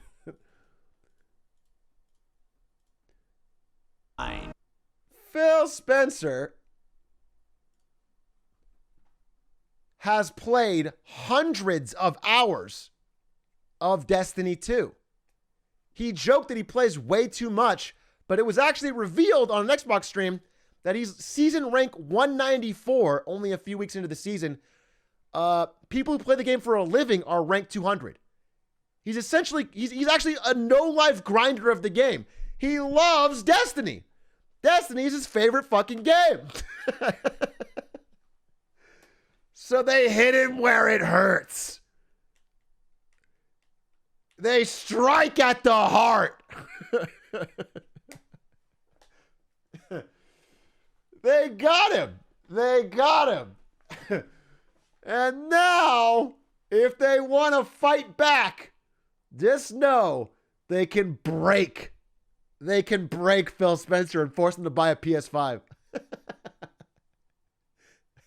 This isn't just business, it's personal. Phil literally shaking and crying. I mean, it's fine for now, but when the multi-platform thing starts coming into it, they ban him from the game. Imagine they buy Bungie for $3 billion. They can stay independent. They don't even, just to ban him, just to IP ban his account.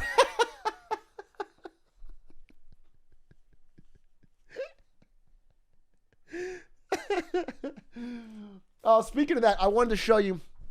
Listen, I don't tweet often, but I dropped a little hot take because I want to see where this is going. That's sort of the big reasons for why they did it. We'll see how it plays out. What's interesting, if we go back to this chart, is look. Microsoft has spent a lot more money, and they have a lot more money, but they also got a lot more problems. Okay, with what they bought. $70 billion for Activision Blizzard is a lot of money for a company that right now fucking sucks. No other way to say it. Blizzard right now, and Activision in general, is a company that has real structural problems. They're still fighting a deep battle over the union that is trying to be started. They have executives trying to shut down the union. The employees are mad as hell. They have deep problems. They have people fleeing the company. They have great IP, of course. They have Call of Duty. They have Warcraft, StarCraft. They have Candy Crush. I mean, they have stuff. Don't get me wrong.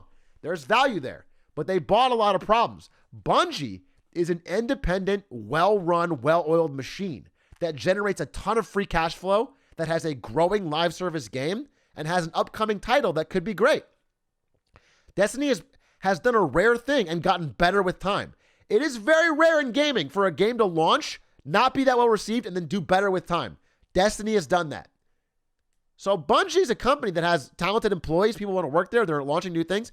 So again, you get a lot more stuff for $70 billion, but you get a lot more problems. And if they can't solve those problems, all this money is for nothing. Sony, I think, in my example, if I were to break down where I'm seeing this industry going, Sony is not Disney. They don't have the scale. Sony is not Amazon Prime. They don't have the money. Sony is HBO Max. Okay? Sony is HBO.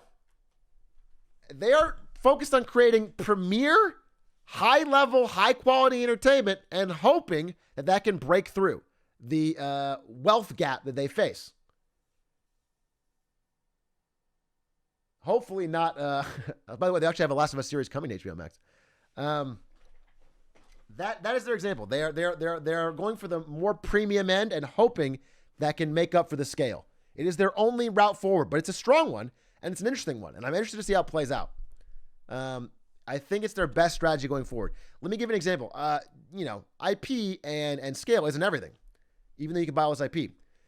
Recently, Disney Plus, which has an insane amount of scale and insane amount of IP, launched the Book of Boba.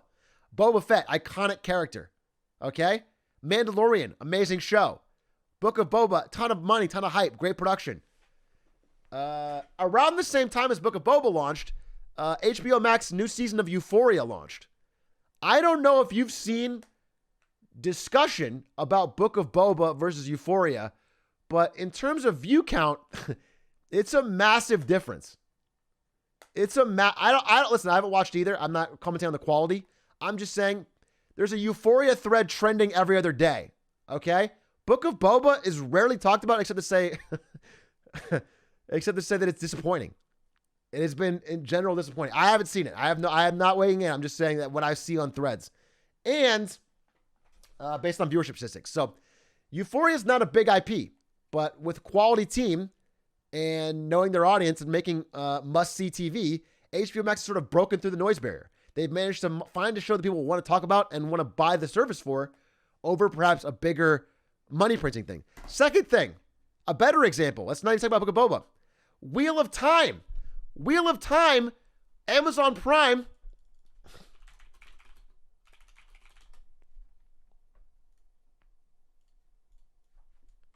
This is like the lowest res. Amazon Prime spent $1 billion. The most expensive first season of TV ever to make Wheel of Time. Nobody is talking about it. Nobody. Okay? You can spend a lot of money to buy IP and to force out products. But if they end up not being good because the team behind it isn't cohesive, then you're fucked. You can't create a first season of Game of Thrones. You can't just force it with money. You can't buy it. Despite what Jeff Bezos thinks. Whether it's good or not, it hasn't been the success they wanted. It's not been a water cooler show. So Sony can strike back on this front. They can be the HBO to the Amazon Prime of Microsoft. It's possible. What remains to be seen. What the fuck is Wheel of Time? It's like a famous book series they spent $1 billion to buy the rights to and try to make a show to be the next Game of Thrones, but it wasn't. Is it just that HBO? Yeah, so HBO has a reputation amongst creators, like directors, writers, producers, for being extremely talent-friendly. They're a place where you can get your actual greatest work created. They really are good at supporting the creators. They're good at making their best work. Sony has cultivated this reputation over the years. Developers like to work with them. They've produced some great, powerful single-player story games. They're giving Bungie complete independence. Bungie is having complete independence, at least according to what they're saying. And that level of freedom, they could produce an amazing next title. It's possible. That's how they're striking back with less money. Will it work? It remains to be seen. At the end of the day, if you spend $5 for Game Pass and get a fucking massive library, it's hard to beat that. But that's what we're setting up for. That's what we're setting up for. That's the match. I think it's like an Amazon Prime versus an HBO Max. And it's interesting.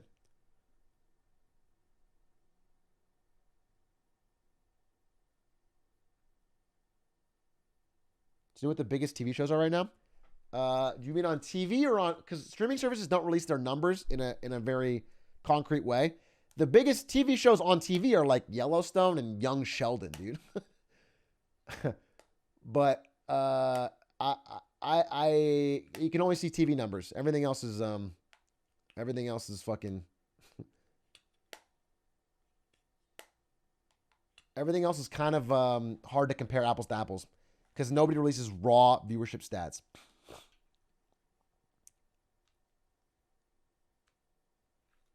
How is Game Pass profitable? They don't care about profit. Game Pass does not care about profit. They're not trying to be profitable, and they're not profitable. They don't care. They just want to get big. They want to win. Once they're the win, they can raise prices and become profitable. That's the way down the road.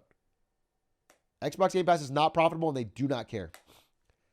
Bro, Netflix is barely profitable. Barely, right now. And they weren't for many years. Do you think that someone will buy Tencent? Tencent's like the 11th most valuable company in the world. No, I don't. I think Tencent will buy people. How is Atrioc Corp profitable? By helping me get to 10,000 subs. We are only, I think, 400 subs away from Paper Mario and the record of biggest part-time streamer ever, 10,000 subs. Thank you, Luka Novich, for the Prime. Mysteries with the 3 months. Todders with the Prime. Dudesky with the 6 months. Hype Trend, Bill Buttlicker. Thank you for the 6 months. I assume that's an Office reference and not just someone who has an unfortunate name. Chris coming here with the Prime. Sailor with the Tier 1. Infinity Plays with the 4 months. Liza with the Prime. Pork Chop Head with the 4 months. My Pikachu with the 3. Captain Redbeard with the Prime. Bobby with the Prime. Mophead with the 4 months. Obis with the Prime. Shindigs! Thank you for the 17 months. Shout out to Shindigs. My friend Tim from Twitch. Terminator, thank you for the gifted. Pog, thank you for the 10 gifted. Any other questions on the Sony Bungie thing? I think I covered my main things. I think it's basically a contest between HBO Max and Amazon Prime in the gaming space. Both are going to make great games. And both are going to spend a lot of money. So let's not confuse it too much. But that's the different strategies because Sony has to take the strategy. Sony does not have the scale or the money to compete on raw dollars in these bidding wars. They have to be a place that people want to go to, or they just will get fucked. And then the whole time, the entire time this is happening, there is a third party. You know? There is a third party in this race.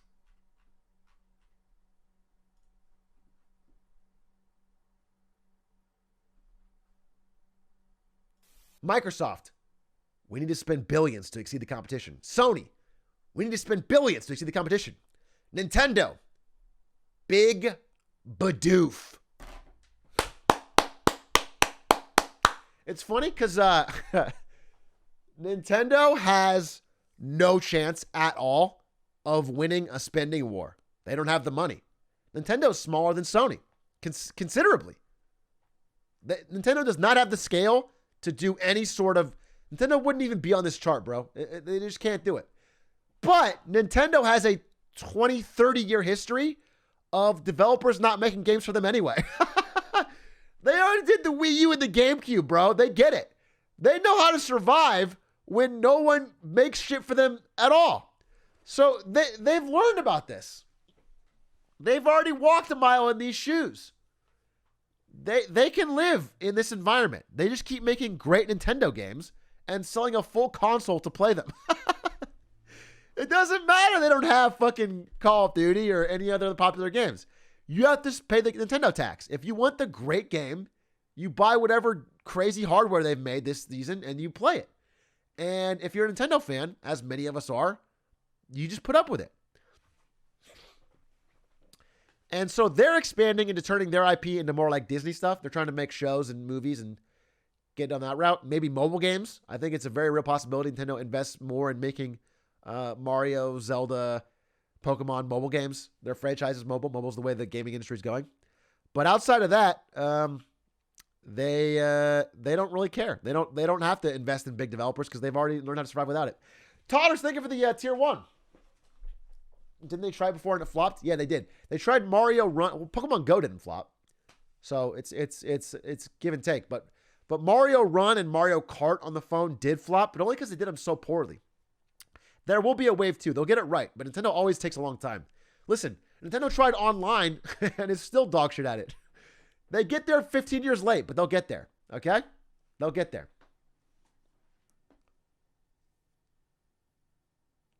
Wait, 20 gifted and you said tier 1? I'm so sorry. I meant 20 tier 1s. Todders, think of the 20 tier 1s. Appreciate it very, very much. Thank you. We are like 300 away, I think, actually, from the sub goal, which I'll push tomorrow. I think I'm done talking about today. But thank you. Game Jippert, Pink Paper Pluto with the 5. Cardo with the tier 1. Gun Run. Hey, Gun Run.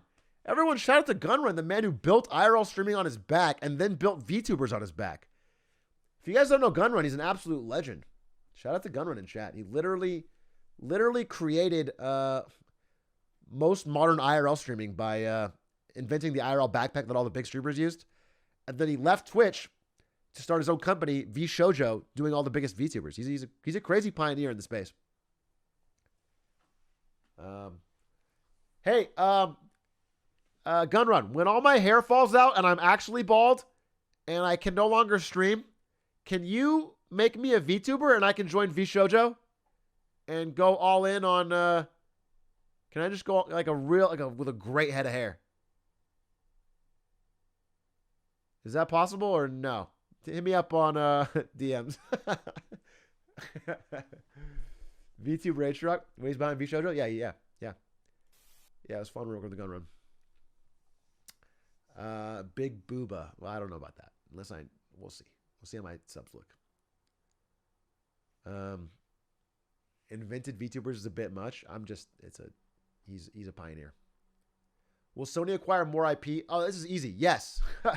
I didn't include this because everyone's saying it. Yeah, it's very obvious. I already said it in my previous, the Xbox one. Yes, absolutely. Sony is going to acquire more. Microsoft's going to acquire more. In fact, if I want to end this with anything, it's that we are literally 1 month into 2020, and there's already been more acquisitions, more dollars on acquisitions than the entire of last year. Okay? We're 1 month in.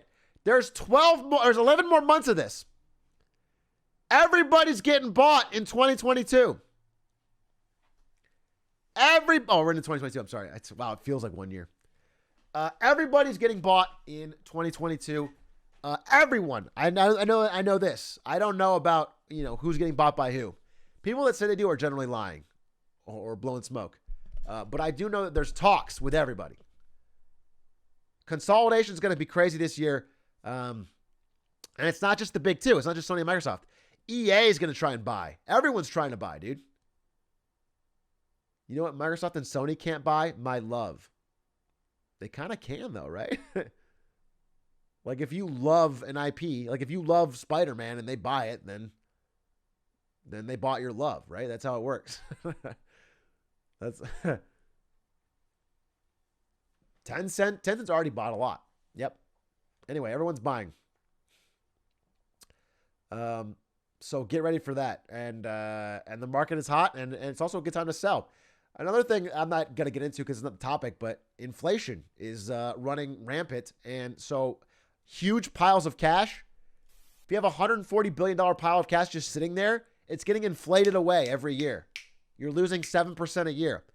It's better to spend it and buy something concrete. So because of inflation, companies, not just in the gaming space, but all over, are acquiring like crazy. It's a major acquisition year. People are spending the money they've saved rapidly this year. And companies are going to be buying up other companies, swallowing them up.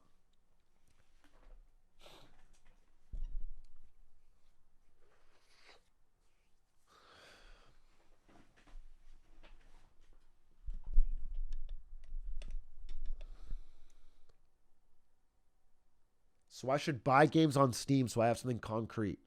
No, I'm saying you should buy those little stickers on Steam. You know how you can go to the Steam marketplace and buy like stupid stickers? Buy those. That's an asset that's going to beat inflation. That's where the money is. Invest heavily in those.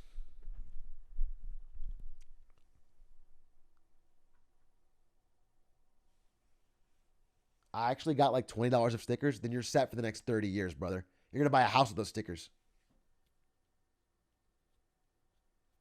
What would a recession mean for me as a first-year college student? That's who's important. You, a first-year college student. Everybody stop the recession. Let's find out what this first-year college student's going to affect. Yeah, it's going to mean, well, listen, graduating during a recession is bad. It's just generally bad. I hate to break it to you. I know it sounds like fun. Graduating during a recession usually means that your earnings start lower and stay lower. There's a drag of up to 10 years. Sometimes it's the rest of your life. Because, just because generally you're going to make less over the course of your entire career from your graduating during a recession. So that's bad. But, that being said, there's some counterbalancing effects. Right now, if you are young in America or most of the world, the boomers own all of the property. Housing prices are unattainable.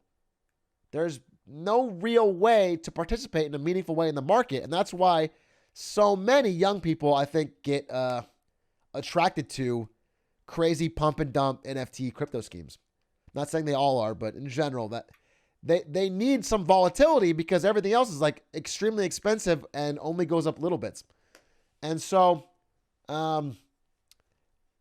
a recession that acts like kind of a brush fire and had a temporary bad effect where, yes, there's higher unemployment, economic slowdown, but like asset prices actually fall.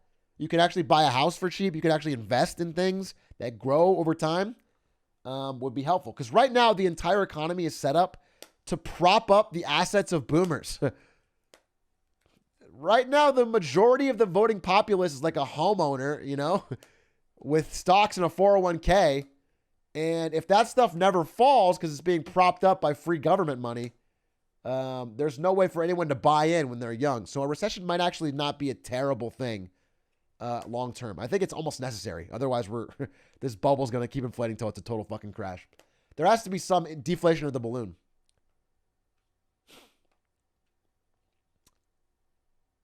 Damn, are you feeling like the orange M&M with all this anxiety? Well, thank God he acknowledges it, though. You know what?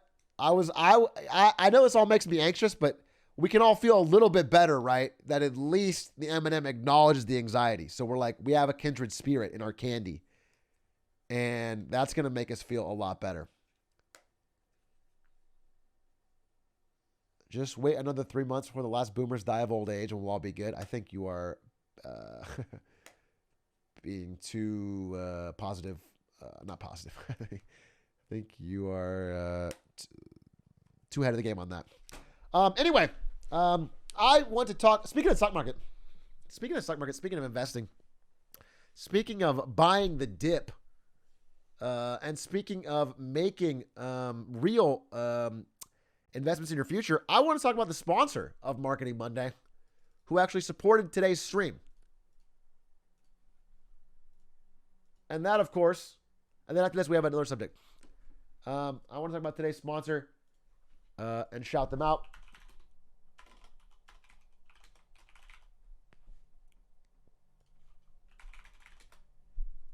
And that, of course, is... Sorry, I need to get the right picture. Bada bing, bada boom. There it is. I'm talking about Public, baby. Let me F11 this. Let me tell you a little bit about Public. Public is a company that has chosen to support Marketing Monday. I know a lot of you are interested in investing, and what I like about Public for this audience is that you can invest fractionally, which means you can literally invest any amount of money you want, as small as you want. If you want to buy a fractional share of Amazon for $1, you can do it. You can pick any amount you're comfortable with. You can buy any fraction of a share, and you can also follow investors that you are interested in. I am on Public. You can follow my investments on my account. You can buy stocks. You can buy crypto. You can invest in anything. It has a very simple and clean interface. I've been using it in the morning to check my own stocks. It's just simple. It's easy to use. It's a nice, clean app. It does the job. And then most importantly, it has a competitor that we all know that is a popular trading app. That app makes its money by selling information about your trades to hedge funds. This app does not. It is proven. You can look it up.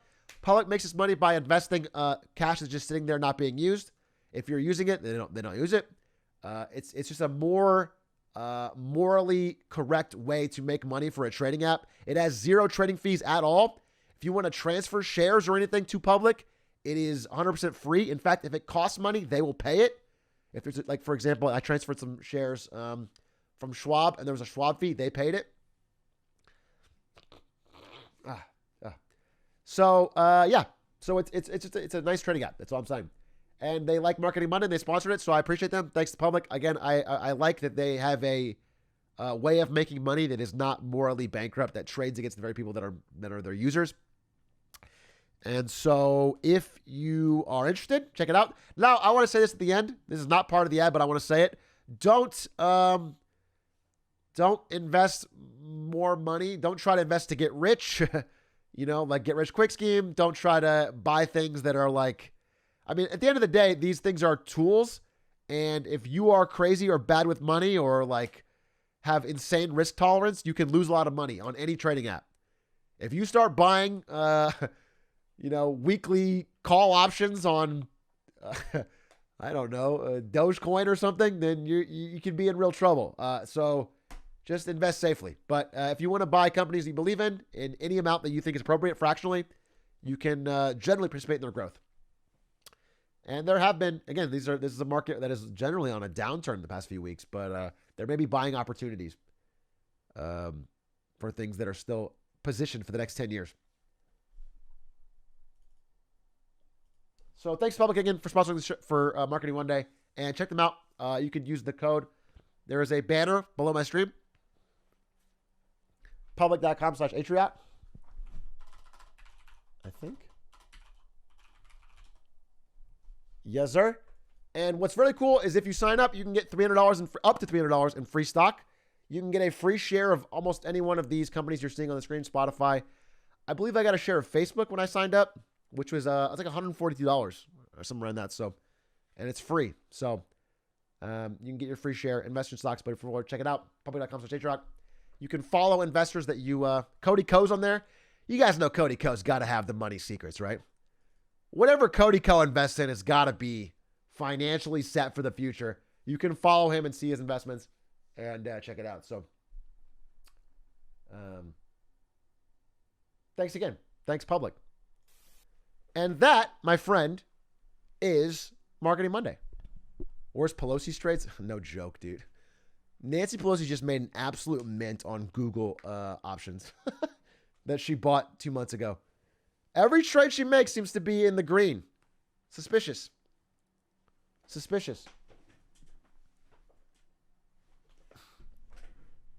Suspicious. Oh, you know what? She did actually fucking punt some money on Roblox. She did.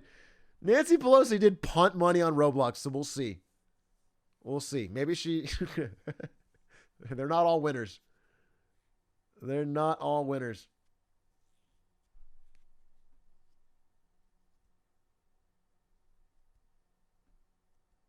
You got a code I'm supposed to use? I think you just use that link. I think you text yourself from that link. Public.com/Atrioc.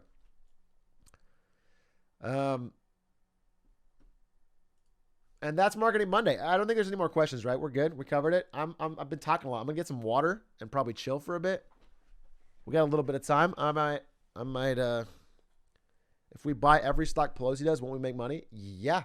If you had been, it's not saying it's gonna hold true forever, but if you had bought everything she did, you would have made money so far. Yes. Only Roblox, and I think she had one other big fail. But mostly her trades have been suspiciously spot on.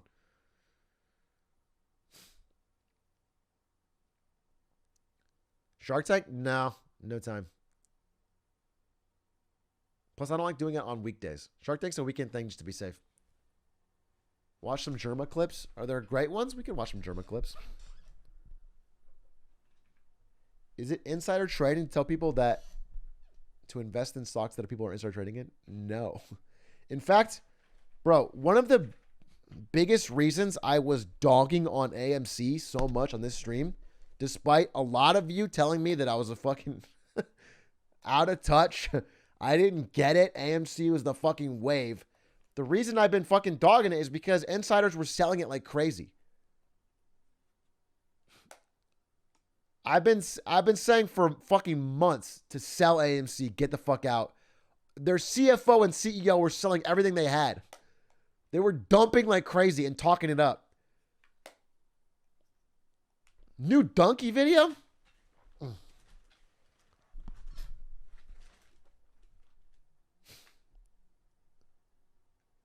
Hitman new world record? Yeah, I saw that. I mean, congratulations to the guy. I want to give some time for Spectacor. Because I had this whole thing where I was going to be like, a fan beat my world record, and then... But this guy didn't do any content. He didn't stream it. He doesn't have a mic.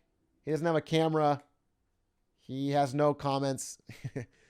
He didn't do anything, and there's no new strategies in it. There's no new strategies. So I just I just want Spectacor to get it so it's more of a content thing. So I'm just going to wait. I'm going to give Spectacor a little while. Hopefully that he can do it, and then we can talk about that. Otherwise, there's no video for me. I only want to do it if there's a video. So I need like Linkus or a Spectacor to get it.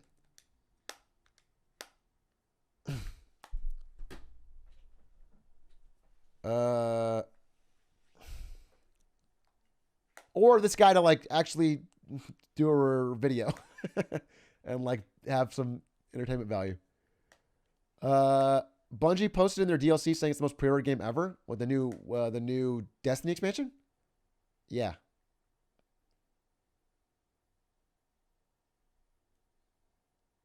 New Sekiro world record? I haven't seen the old one.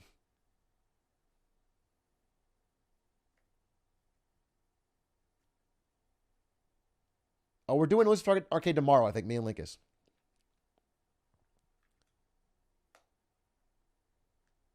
You should try Hitman with Linkus. Dude, I don't know if you heard, but I'm using some of the money I got from the recent subs to hold a sick Hitman competition later, probably early next week. I'm going to hold a competition with all the best runners for $500 on an entirely new contract. It's going to be sick. I'm really excited about it. What did Linkus say? Oh, we can watch New Donkey. Who made the contract? I'm going to make it. I'm making it with Coates because Coates is an amazing contract creator. But I'm going to work with Coates. I'm going to make a brand new Hitman contract. No one will have any advanced knowledge of it. It's going to be completely secret. And then I'm going to reveal it and have a timer. And whoever comes with the best strategy in like 3 days is going to win $500. It's going to be sick. It's going to be fucking awesome. I think it's going to be a really dope content idea.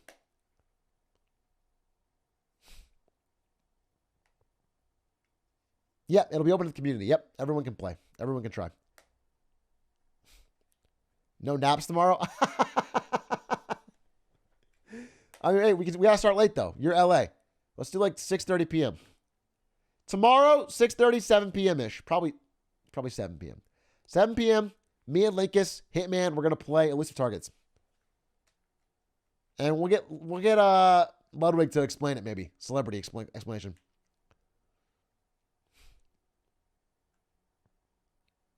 You should compete as well. Yeah, I mean, I'll show like a basic run at the beginning, like the video.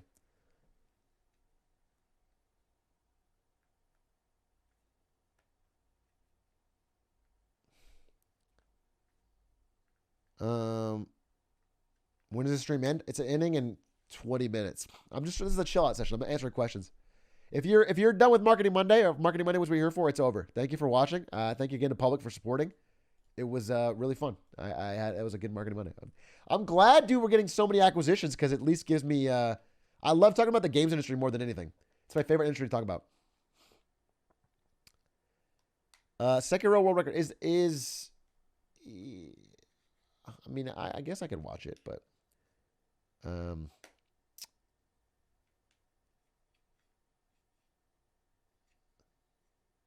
Stream Sharks? You want me to do Stream Sharks in the last 20 minutes of my stream? You want me to invite on 2 celebrity guests and hear pitches for video games in 20 minutes?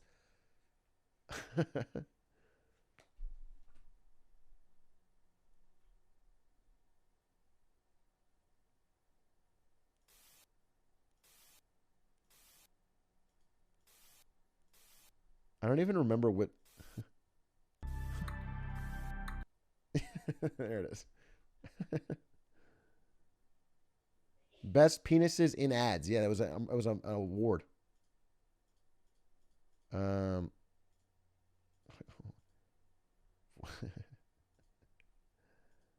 Where, bro?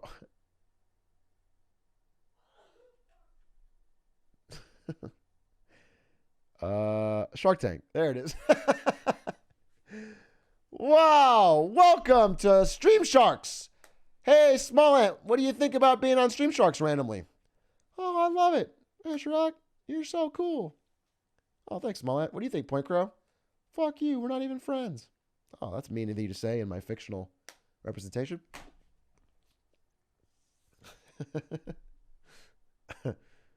Wow. Very mean. Very. Oh, that's what we're going to do. Oh, last thing. Last thing. Let's close out this stream by looking at Cutie Cinderella's new award show. Wait. I haven't looked at any of the topics yet.